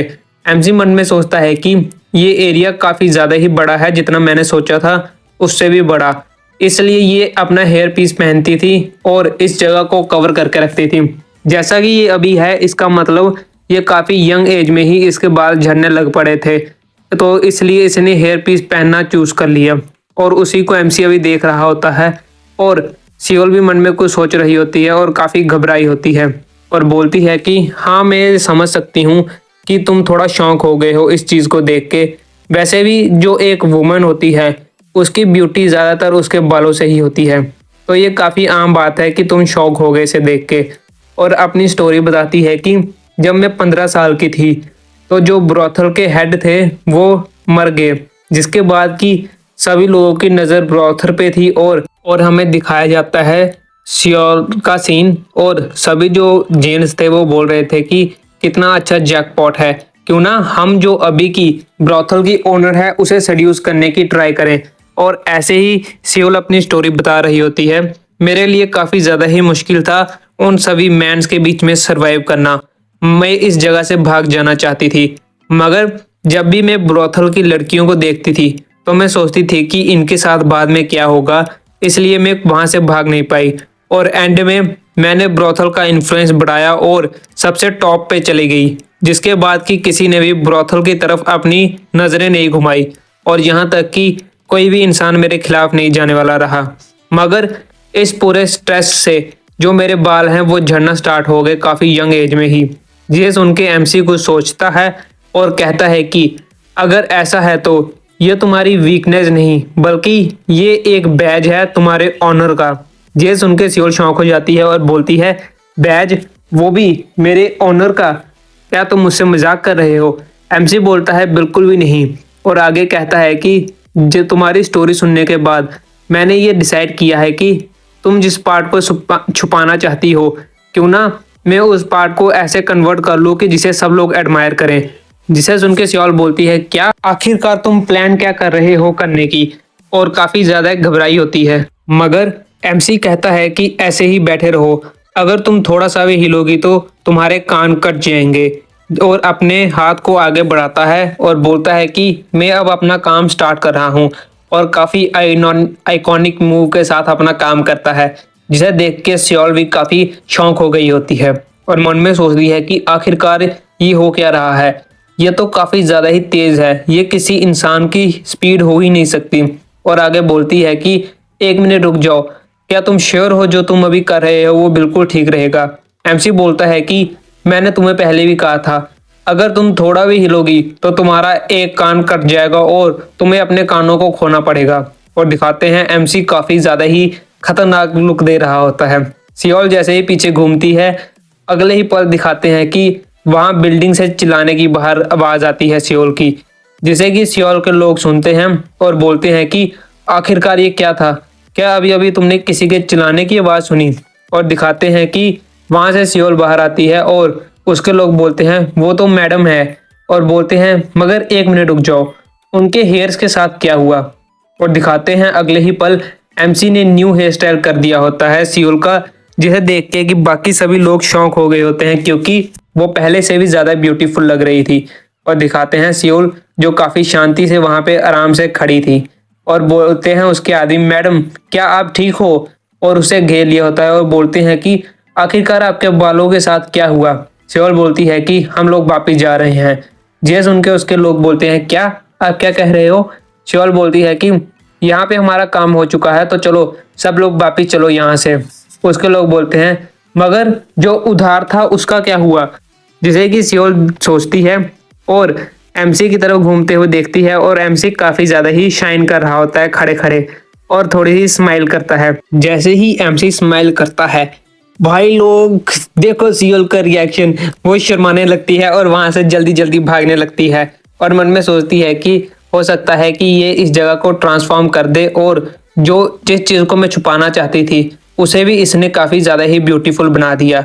और वहां से जाते हुए मन में सोचती है कि ये सबसे ज्यादा बेस्ट है और मन में काफी ज्यादा ही खुश हो रही होती है, मगर बाहर से ज्यादा रिएक्शन नहीं देती और मन में सोचती है कि आखिरकार मुझे उस हेयर पीस से छुटकारा मिल गया, अब मुझे उसे और पहनने की जरूरत नहीं। मुझे ऐसा लग रहा है जैसे कि मैं हवा में उड़ रही हूँ। मगर तभी वो रुकती है और बोलती है, यंग मास्टर, जबकि मैं इस बात को सोच रही हूँ तो हमने अभी तक एक दूसरे को खुद से इंट्रोड्यूस नहीं किया। जेजोन के एमसी शौक हो जाता है। तभी सियोल बोलती है कि मेरा नाम सियोल एक होन है और मैं यहाँ के सबसे बड़े ब्रोथल को चलाती हूँ, आपका क्या नाम है? जिसे सुन के एमसी थोड़ा शौक होता है और बोलता है कि और मुस्कुराता है और बोलता है कि अपने हाथों को जोड़ते हुए, मेरा नाम जिन है, लेडी सियोल। और दिखाते हैं कि लेडी सियोल उसे देख रही होती है और जिन बोलता है कि मैं आपके साथ काम करते हुए आगे देख रहा हूँ अपना फ्यूचर। और सियोल वहां पे खड़ी मुस्कुराती है और कहती है कि यंग मास्टर जिन, जिसे कि एमसी ऊपर उठते हुए देखता है।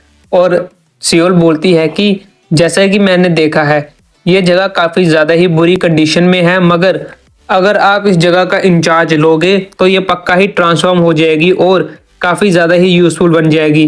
तो मैं आप पे ट्रस्ट कर रही हूँ और इस जगह को आपको देती हूँ। और जो आपका उधार है क्लीन वेव सेक्ट का, वो अब क्लियर हो चुका है, वो आपको देने की जरूरत नहीं। जेज उनके एमसी मुस्कुराता है और मन में सोचता है ये तो काफी अच्छा हुआ। तभी जियोल वहां से जाते हुए बोलती है कि चलो सब लोग अब हम यहाँ से चलते हैं।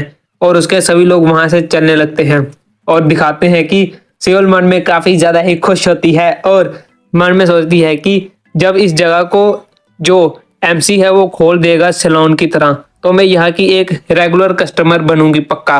तभी दिखाते हैं एमसी उन्हें जाते हुए पीछे से देख रहा होता है, मगर अचानक से वो काफी सीरियस फेस बनाता है और बोलता है कि अगर तुम मरना नहीं चाहते तो जल्दी से बाहर आ जाओ जब तक कि मैं तुमसे अच्छे से बोल रहा हूँ। तभी सुनहू बोलता है हाँ हाँ बिल्कुल बिल्कुल, और दीवार से बाहर आ जाता है। मगर एमसी बोलता है कि यहाँ से दफा हो जाओ। जेज उनके सुनहू बोलता है क्या? एमसी गुस्से में बोलता है कि यहाँ से दफा हो जाओ, जो इस जगह का उधार था जिसका कि कोई भी लेना देना नहीं था मेरे साथ, मैंने उसे सेटल किया और तुमने कुछ भी नहीं किया, तो इस जगह से दफा हो जाओ और अब से ये जगह मेरी है। एमसी आगे कहता है कि जल्दी से अपना सामान पैक करो और यहाँ से दफा हो जाओ। जेस उनके सुनू रोने वाला एक्सप्रेशन बनाता है और बोलता है कि प्लीज मुझे माफ कर दीजिए यंग मास्टर जिन, मैं आपसे भीख मांगता हूँ, प्लीज मुझे यहाँ से मत निकालिए, मेरे पास जाने के लिए और कोई भी जगह नहीं है, मैं अपना सब कुछ आपको दे दूंगा। एमसी बोलता है कि अरे नहीं नहीं, मुझे कुछ भी नहीं सुनना, जल्दी से यहाँ से निकल जाओ। तुम्हारे जैसे जो लोग होते हैं वो किसी भी काम के नहीं होते। और उसे जो जेड एम्परर होता है उसकी और जो गार्ड का हेड था उसकी याद आ रही होती है और बोलता है कि तुम यहाँ पे किसी भी काम के नहीं हो, बस फ्री में यहाँ बैठे रहोगे, तुम्हारे जैसे लोगों को तो पनिशमेंट देनी चाहिए, तो यहाँ से दफा हो जाओ इससे पहले कि मैं तुम पे और कुछ करूँ। अब से ये जगह मेरी है, तो तुम्हारा यहाँ कोई भी काम नहीं, तो तुम यहाँ से जा सकते हो। मगर सोनू उठता नहीं वहां से। एमसी कहता है कि आखिरकार तुम यहाँ पे रहना क्यों चाहते हो? सोनू बोलता है ऐसा इसलिए, मगर अगले ही पल वो बोलता है कि मैं आपको डिटेल्स नहीं बता सकता, मगर मैं यहाँ से जा नहीं सकता, मुझे पता है मैं काफी ज्यादा ही शेमफुलनेस हूँ, मगर प्लीज मुझे यहाँ रहने दीजिए। एमसी बोलता है कि तुम तो काफी ज्यादा ही अनोइंग कर रहे हो मुझे। दिखाते हैं सोनू रो रहा होता है और बोलता है कि प्लीज मुझे माफ कर दीजिए, मैं ऐसा फिर से नहीं करूंगा और मुझे यहाँ से बाहर मत निकालिए। जिसे एमसी देखते हुए काफी ज्यादा ही दुखी हो जाता है और सुनो बोलता है प्लीज प्लीज प्लीज मुझे मत निकालिए यहाँ से। और एमसी मन में सोचता है यह तो काफी ज्यादा ही दिक्कत देने वाला है और बोलता है चलो ठीक है उठ जाओ। जिसे सुनकर सुनू रोना बंद कर देता है और बोलता है क्या सच में? मैं थैंक यू करता हूँ आपको कि आपने मुझे यहाँ अलो कर दिया, मगर एमसी कहता है कि मेरी एक कंडीशन है। जय सुनू बोलता है क्या कंडीशन? एमसी बोलता है कि ये जगह काफी ज्यादा ही अच्छी है ना? और आगे पीछे घूमते हुए बोलता है कि चलो मुझे अपनी मार्शल आर्ट शो कराओ कि तुमने क्या सीखा हुआ है। ये सुनकर सुनो बोलता है क्या इतना अचानक से। और एमसी आगे बोलता है क्यों, अगर मैं यहाँ पे रह रहा हूँ तो मुझे इस जगह की जानकारी होनी चाहिए और मैं ये जानना चाहता हूँ कि तुम मेरे लिए यूजफुल हो या नहीं, क्योंकि तुमसे ज्यादा यूजफुल तो लेडी सियोल थी, है ना। उन्होंने पूरा इस जगह का उधार माफ कर दिया और ये जगह मुझे दे दी, तो मेरा क्या फायदा होगा अगर मैं तुम्हें यहाँ रखता हूँ। ये सुन के सुनो कुछ भी ज्यादा नहीं बोल पाता और एमसी बोलता है कि तुम्हें अपनी वर्थ को प्रूव करना पड़ेगा, तो चलो जल्दी से अपनी मार्शल आर्ट सिखाओ, और अगर तुम मार्शल आर्ट अपनी दिखाना नहीं चाहते मुझे तो यहाँ से निकल जाओ और अपना सामान पैक कर लो जल्दी से। ये सुन के सुनू कुछ भी रिएक्ट नहीं करता और अगले ही पल वो अपनी मुट्ठी बंद कर देता है और बोलता है मैं समझ गया। और सुनू कहता है कि मैं डिसाइपल ऑफ असुरा वेव सेक्ट, जो कि यहाँ का लास्ट डिसाइपल हूँ सुनू। तो भाई लोग जो राइटर है उसने सेक्ट का नाम चेंज कर दिया है क्लीन वेव सेक्ट से असुरा वेव सेक्ट, तो मैं अब से असुरा वेव सेक्ट ही कहूँगा। सुनू कहता है कि मैं अपनी मार्शल आर्ट को आपको दिखाता हूँ यंग मास्टर, और तभी अपनी सांस छोड़ता है और अपनी मार्शल आर्ट के बारे में मन में सोचता है कि हमारी मार्शल आर्ट में 10 मूव्स हैं, और वो मूव्स करने लगता है और काफी ज्यादा ही खतरनाक लुक दे रहा होता है। और अगले ही पल दिखाते हैं कि उसकी स्ट्राइक से थोड़ी क्यूआई और हवा रिलीज होती है, जिसे कि एमसी देखता है और बोलता है कि क्या तुम्हें अपने ऑर्थोडॉक्स पावर, मेरा मतलब क्यूआई, तुम अपनी फिंगर टिप्स पे ला सकते हो। सुनो बोलता है क्या, मगर वो क्या होती है। मैं तो केवल उतना कर रहा हूँ जितना मुझे सिखाया गया है, कॉन्सेंट्रेट करना और अपने हाथों में थोड़ी सी गर्मी मूव करते हुए मूव करना। तभी एमसी बेकार चेहरा बनाते हुए मन में सोचता है कहीं ऐसा तो नहीं ये इंसान अभी भी अपनी ऑर्थोडॉक्स पावर यानी कि क्यूआई को महसूस नहीं कर सकता मगर उसे मूव कर सकता है। ये तो काफी ज्यादा ही अमेजिंग है, मगर ये जिस तरह से अपनी क्यूआई कंट्रोल कर रहा है मुझे ये समझ नहीं आ रहा जो 3 लोग पहले इसे पीट रहे थे वो इसे कितनी आसानी से पीट पा रहे थे। और दिखाते हैं सुनू अपने मूव्स को करते हुए एमसी को बता भी रहा होता है, जो कि मैं आपको बिल्कुल नहीं बताऊंगा, सिर्फ मैं उनके नाम लूंगा, वॉइड स्काई फ्लो। और ऐसे ही एमसी उसे देखते हुए शौक हो जाता है उसके मूव को। तभी आगे सुनो बोलता है अ स्ट्रॉन्ग पाम स्ट्राइक, और काफी ज्यादा ही खतरनाक हवा चलने लगती है और बोलता है finishing tiger flow, a strong crashing move with elbow, और ऐसे ही अपने मूव्स को खत्म कर देता है। जिसे देखते हुए एमसी मन में सोचता है कि आखिरकार ये गाय है कौन, मैं समझ नहीं पा रहा कि ये काफी ज्यादा स्ट्रॉन्ग है या फिर काफी ज्यादा ही वीक। और दिखाते हैं अगले ही पल सुनू ने मार्शल आर्ट खत्म कर दी होती है और बोलता है कि मैंने आपको सब कुछ दिखा दिया जो भी मुझे आता था। एमसी मन में सोचता है कि ये तो काफी ज्यादा ही वियर्ड इंसान है और जो इसकी क्यूआई है खासकर वो। तभी एमसी उठते हुए बोलता है कि तुमने काफी ज्यादा ही हार्डवर्क किया, तो चलो जाओ थोड़ी रेस्ट कर लो और हम अपने काम को कल से कंटिन्यू करेंगे। ये सुन के सुनू काफी खुश हो जाता है और बोलता है thank you thank you thank you thank you young master, मुझे यहाँ पे रहने देने के लिए। मैं अपनी पूरी कोशिश करूंगा और अच्छे से आपका बॉडीगार्ड बन जाऊंगा। ये सुन के एमसी बोलता है क्या, तुम्हारा क्या मतलब है बॉडीगार्ड से, मैंने कब कहा कि मुझे किसी बॉडीगार्ड की जरूरत है। ये सुन के सुनू बोलता है क्या, मगर फिर आपने मुझे यहाँ क्यों रहने दिया। एमसी बोलता है कि जैसा कि तुम जानते हो मैं पहले ही काफी ज्यादा स्ट्रांग हूँ।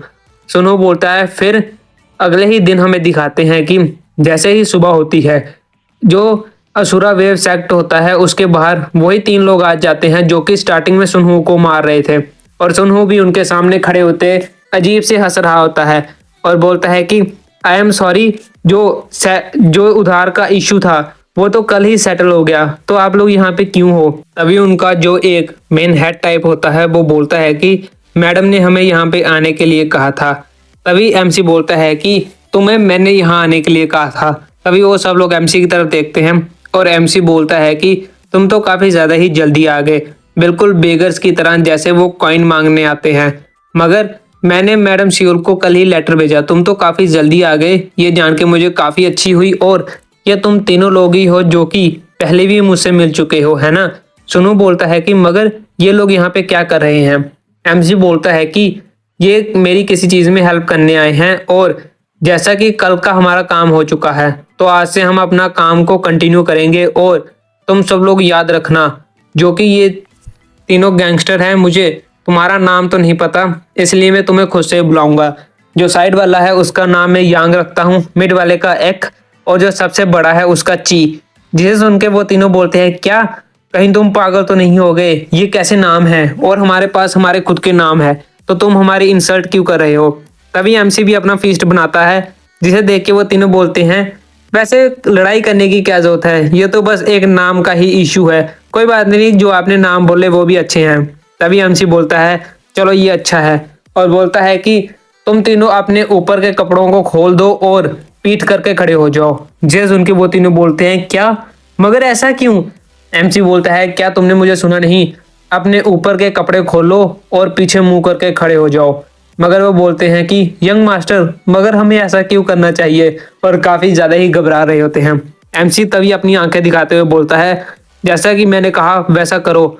और तभी वो तीनों ऐसा करते हैं और काफी डरते डरते खड़े हो जाते हैं। ब्रो, आप लोग इनको देख के समझ ही पा रहे हो कि ये क्यों डर रहे हैं। तभी एमसी बोलता है कि सीधे खड़े हो जाओ, बिल्कुल स्ट्रेट।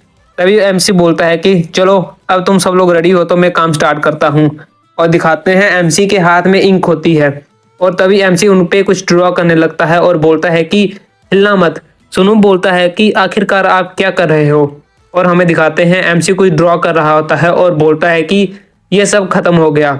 और बोलता है क्योंकि सुनू, अभी ये तुम्हारी बारी है, चलो अपनी मार्शल आर्ट को यहाँ पे शो कराओ, जैसे कि कल तुमने किया था, इन मार्क्स के ऊपर अपनी मार्शल आर्ट को हिट करना।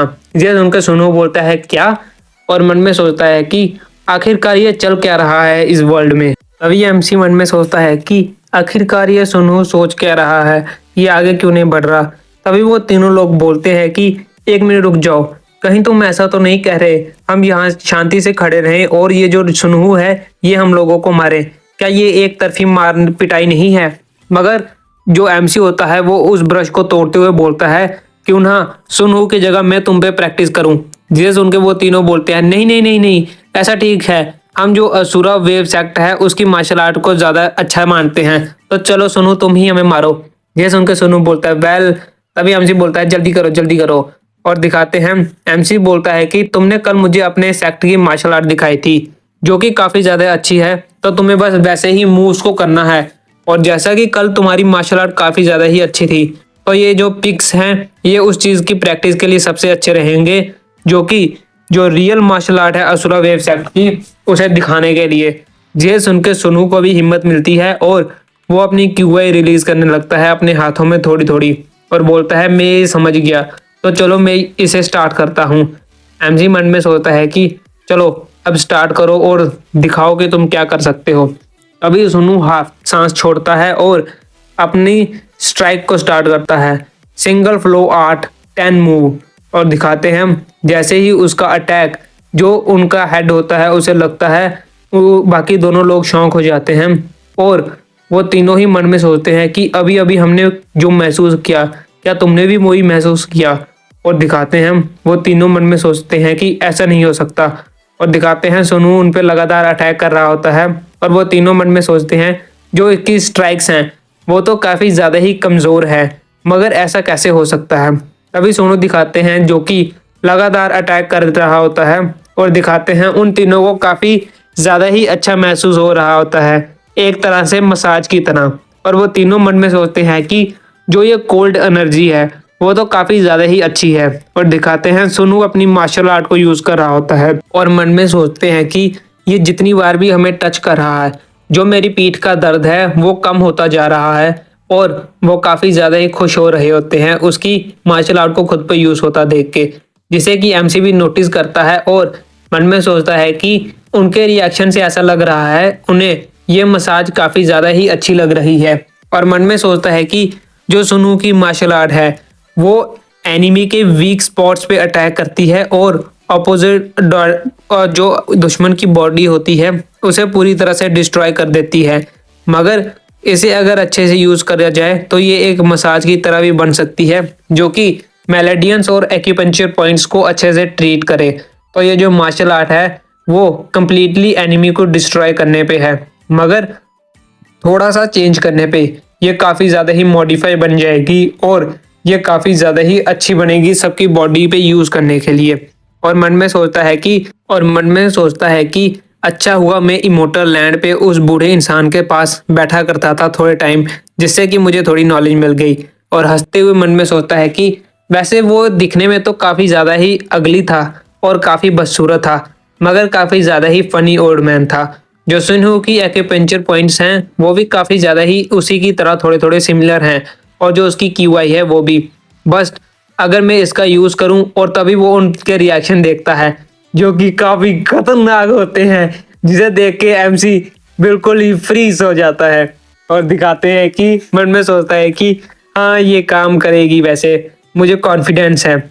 और अगले ही पल दिखाते हैं कि वो तीनों लोग बोलते हैं वाओ, हमें काफ़ी ज़्यादा ही रिफ्रेशिंग फील हो रहा है और ऐसा लग रहा है हमारी बॉडी बहुत ज़्यादा लाइट हो गई। Thank you sir.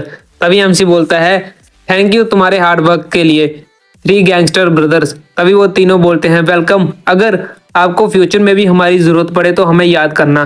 तभी एमसी उन्हें कुछ देता है और बोलता है कि इस लेटर को अपनी बॉस को दे देना, जिसे कि वो ले लेते हैं। और एमसी बोलता है कि जब सारी चीज़ें फिक्स हो जाएं तो उन्हें इस जगह पे ले जाना और कुछ भी छोड़ना मत, और सब कुछ मुझे यहाँ पे चाहिए जल्दी से जल्दी। जिसे सुन के वो तीनों बोलते हैं हम ये समझ गए, और वहां से हंसते हुए खुशी खुशी चले जाते हैं।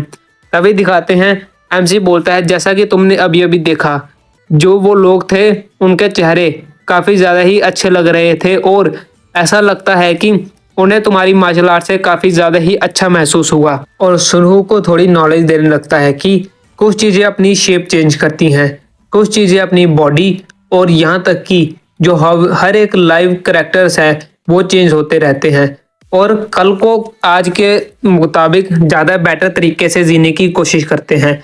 और इंसान भी ऐसे ही करते रहते हैं, मगर जो काफ़ी ज़्यादा इंसान होते हैं वो काफ़ी ज़्यादा ही डिससेटिस्फाई होते हैं अपनी बेसिक थिंग्स के कारण। जैसे कि कुछ लोगों को काफ़ी ज़्यादा दर्द रहता है और कुछ लोगों को अपने बालों की समस्या रहती है, और इसी तरह से सब लोग एक दूसरे के अंडर काम करते हैं और अपनी चीज़ों से डील करते हैं। ये सुन के सुनू कुछ समझ नहीं पा रहा था, और आगे एमसी रोते हुए बोलता है कि वैसे मैं इन सभी चीज़ों को समझ नहीं सकता, क्योंकि जो वो तीनों थे वो काफ़ी ज़्यादा ही बदसूरत थे, और मैं बिल्कुल भी बदसूरत नहीं हूँ, तो मैं ये समझ ही नहीं सकता कि वो कैसा फील करते हैं। और सुनू काफ़ी अजीब सी स्माइल कर रहा होता है और मन में सोचता है कि क्या मुझे इस जगह को छोड़ के चले जाना चाहिए। तभी एमसी बोलता है कि इसलिए हम यहाँ पे एक ऐसी चीज़ को ओपन करेंगे जिससे सभी लोगों को खुशी मिले और वो हंस के स्माइल कर सकें, और मैं इस चीज़ के लिए साथ में काम करूँगा। मैं उन सभी के बालों की समस्या को सॉल्व करूँगा और तुम उन सभी को मसाज करोगे जैसा कि तुमने अभी किया। सुनू बोलता है क्या मसाज? एमसी बोलता है हाँ, क्योंकि मैं तुम्हें हायर करता हूँ एक मसाज करने वाले पर्सन की तरह। सुनू बोलता है मगर ये तो एक मार्शल आर्ट अकेडमी है ना? एमसी बोलता है और ज़्यादा नहीं। जिसे सुन के सुनू कुछ भी नहीं कह पाता, और एमसी काफ़ी स्टाइल में अपना मूव करते हुए बोलता है कि मैं यहाँ पे एक ब्यूटी सैलून को खोलूँगा और उसे चलाऊँगा, जिससे कि सब लोग खुश हो पाएँ इस जगह पे आने के बाद। अगले ही पल सुनू बोलता है ब्यूटी सैलून, मगर वो क्या होता है? जिसे सुन के वहाँ पे शांति हो जाती है और एमसी कुछ नहीं कहता। और हमें 4 दिन बाद का सीन दिखाया जाता है, जहाँ पे कुछ लोग किसी चीज़ को मूव कर रहे होते हैं और बोलते हैं कि सभी चीज़ों को नाइट होने से पहले ख़त्म करो, तो जल्दी जल्दी काम करो। और सभी लोग काम कर रहे होते हैं और एमसी भी वहीं खड़ा होता है, और एमसी बोलता है कि वो लेडी तो काफ़ी ज़्यादा ही तेज़ है, उसने 4 दिन में ही सारे सामान को इकट्ठा कर दिया। तभी जो सीओल होती है वो बोलती है आप तो मेरी ऐसे ही तारीफ कर रहे हो यंग मास्टर। तभी एमसी उसकी तरफ घूमता है और दिखाते हैं सीओल वहीं पे होती है और काफ़ी सुंदर लग रही होती है, और कहती है कि जैसा कि आपने इस लिस्ट में आइटम्स को लिखा था, मैंने उन सभी को जमा कर दिया और यहाँ पे ले आई हूँ। एमसी बोलता है कि क्या आप यहाँ पे खुद आए? थैंक यू आपका यहाँ आने के लिए, और आपने सभी चीज़ों को बहुत जल्दी ही ढूंढ दिया, यह तो काफ़ी ज़्यादा ही तेज़ था। तभी सीरियोल कहती है थैंक यू, मगर यह तो कुछ भी नहीं था, आप कुछ भी रिक्वेस्ट कर सकते हो, हम उन सभी चीज़ों को ढूंढ सकते हैं। मगर कुछ चीज़ों को ढूंढना काफ़ी ज़्यादा ही मुश्किल था, जैसे कि वो, और दिखाते हैं एक काफ़ी बड़ी सी चीज़ तभी सियोल कहती है कि उस चीज़ को खोल दो। तभी वो दोनों कहते हैं यस मैडम, और वो उस चीज़ को खोलने लगते हैं। जैसे ही उस चीज़ को वो खोलते हैं, सुनहू और सियोल जो एमसी होता है उसकी तरफ लाइट आती है, और सियोल कहती है कि इसके जैसे एक बड़े मिरर को खोजना काफ़ी ज़्यादा ही मुश्किल था। यहाँ तक कि इतना बड़ा मिरर जो इंपीरियल पैलेस होता है उसमें भी काफ़ी मुश्किल से मिलता है। वेल ऑफ कोर्स मेरे लिए ये कुछ भी नहीं था, मैंने तो इसे काफ़ी आराम से ही ढूंढ लिया। और ऐसे ही सियोल बड़ी बड़ी बातों को बोल रही होती है, और एमसी और सुनहू कुछ भी नहीं कहते, बस वहाँ चुपचाप खड़े रहते हैं। तभी सियोल खांसती है और बोलती है कि यंग मास्टर, तो जो आपका सामान है आप उसकी पेमेंट को कब करेंगे? क्या आप उसकी पेमेंट को अभी करना चाहोगे? एमसी बोलता है पेमेंट, मगर किस चीज़ के लिए? तभी जो सियोल होती है वो बोलती है कि मैं इन सभी चीज़ों को जहाँ पे लाई हूँ तो आपको इन सभी चीज़ों के लिए पे तो करना पड़ेगा ना। एमसी बोलता है कि मगर तुमने तो कुछ भी नहीं कहा था पेमेंट के लिए पहले। सुनो, सियोल कहती है कि अगर मैंने पेमेंट पहले मेंशन नहीं की तो इसका मतलब ये नहीं कि ये सब चीज़ें फ्री हैं, और वैसे भी जो मेरे लोग हैं उन्होंने इन्हें काफ़ी मुश्किल से ढूंढा है, तो कम से कम आपको उन चीज़ों के लिए तो पे करना ही पड़ेगा। और दिखाते हैं जो सियोल के लोग होते हैं वो काफ़ी खतरनाक तरीके से सभी लोगों को धमका के चीज़ों को इकट्ठा कर रहे होते हैं। एमसी मन में सोचता है और बोलता है कि बट यहाँ पे तो एक परेशानी है। सियोल मगर खुश होती है और बोलती है कि चलो चलो क्यों ना हम पेमेंट की बात को कर लें। तभी एमसी अपना लेजेंडरी मूव को यूज़ करता है और सियोल के हाथों को पकड़ लेता है और बोलता है काफ़ी रोमांटिक वे में, लेडी सियोल, मैं आपका काफ़ी ज़्यादा ही ग्रेटफुल हूँ और काफ़ी ज़्यादा ही सॉरी फील कर रहा हूँ क्योंकि मैंने आपको तकलीफ़ दी मेरी खुद की प्रॉब्लम के लिए। जिसे कि सियोल कुछ भी नहीं कहती, बस एमसी को देखती रहती है। एमसी बोलता है कि मैं आपको थैंक यू करता हूँ आपके एफर्ट्स के लिए और आपसे अपॉलॉजी भी चाहता हूँ। जिसे सुन के सियोल बोलती है हाँ बिल्कुल, और अगले ही पल एमसी बाय बाय करता है और बोलता है कि ठीक है, मैं बाद में आपको विजिट करने के लिए आऊँगा तो हम उस बारे में बाद में बात करेंगे लेडी, और वहाँ से जाने लगता है। और सिन्हू और सियोल वहीं पे खड़े रहते हैं पीछे, मगर और सियोल काफ़ी ज़्यादा खुश होती है। मगर अगले ही पल अचानक से काफ़ी खतरनाक सीन दिखाते हैं।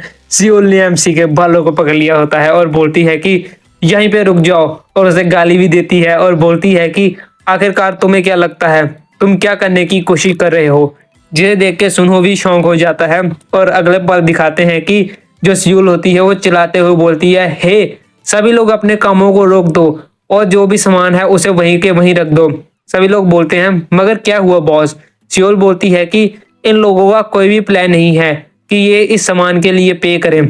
जिस उनके उनके लोग बोलते हैं क्या, और काफी खतरनाक सा एक्सप्रेशन देते हैं और बोलते हैं कि मैं इनकी ऐस को तोड़ दूंगा। और तभी दूसरा आदमी बोलता है हे बच्चे, क्या तुम जानते हो कि हमें कितनी परेशानी हुई इस सामान को इकट्ठा करने में? ये बातें वो सुनहू से कह रहे होते हैं। सुनहू बोलता है एक मिनट रुक जाइए, मगर मैं वो नहीं हूँ। और दिखाते हैं एमसी कह रहा होता है आउच आउच, मेरे बालों को छोड़ो, ये काफी ज्यादा ही दर्द कर रहे हैं। और मन में सोचता है कि आखिरकार मैं इस जगह से कैसे निकलूं। मगर जो सियोल होती है वो काफी खतरनाक एक्सप्रेशन दे रही होती है और बोलती है कि तुमने मेरे बालों को काटा था, वो एक अलग इश्यू है यंग मास्टर, मगर तुम्हें इन सभी चीजों के लिए बिल देना ही पड़ेगा और अपने पैसों को चुकाना पड़ेगा। और आगे लेडी सियोल कहती है कि क्या तुम्हें लगता है कि तुम मेरे थोड़े से बालों को काट के इन सभी चीजों के साथ ट्रेड कर सकते हो? बोलो यंग मास्टर, जल्दी से बोलो। बट एमसी कुछ भी नहीं कहता और अपनी एनर्जी को इकट्ठा करने की कोशिश करता है, मगर वो ऐसा नहीं कर पाता और मन में सोचता है कि जैसा कि मैंने सोचा था, मेरी अभी तक पावर बिल्कुल रिस्टोर नहीं हुई है और ये जो लेडी सियोल है ये काफ़ी ज़्यादा ही स्ट्रांग है। और दिखाते हैं कि सियोल ने अभी भी उसके बालों को पकड़ा होता है। एमसी मन में सोचता है नहीं, ये स्ट्रांग नहीं है, बल्कि मैं एक नॉर्मल ह्यूमन बन चुका हूँ और मेरे पास अभी बिल्कुल भी एनर्जी नहीं है। और दिखाते हैं सियोल काफ़ी गुस्से में एक्सप्रेशन दे रही होती है खतरनाक वाले, और एमसी मन में सोचता है आखिरकार मैं इसे पेमेंट कैसे करूं और इस जगह से कैसे बच के निकलूं। मगर दिखाते हैं एमसी रो रहा होता है क्योंकि सियोल उसके बालों को काफ़ी ज़्यादा ही जोर से खींच रही होती है।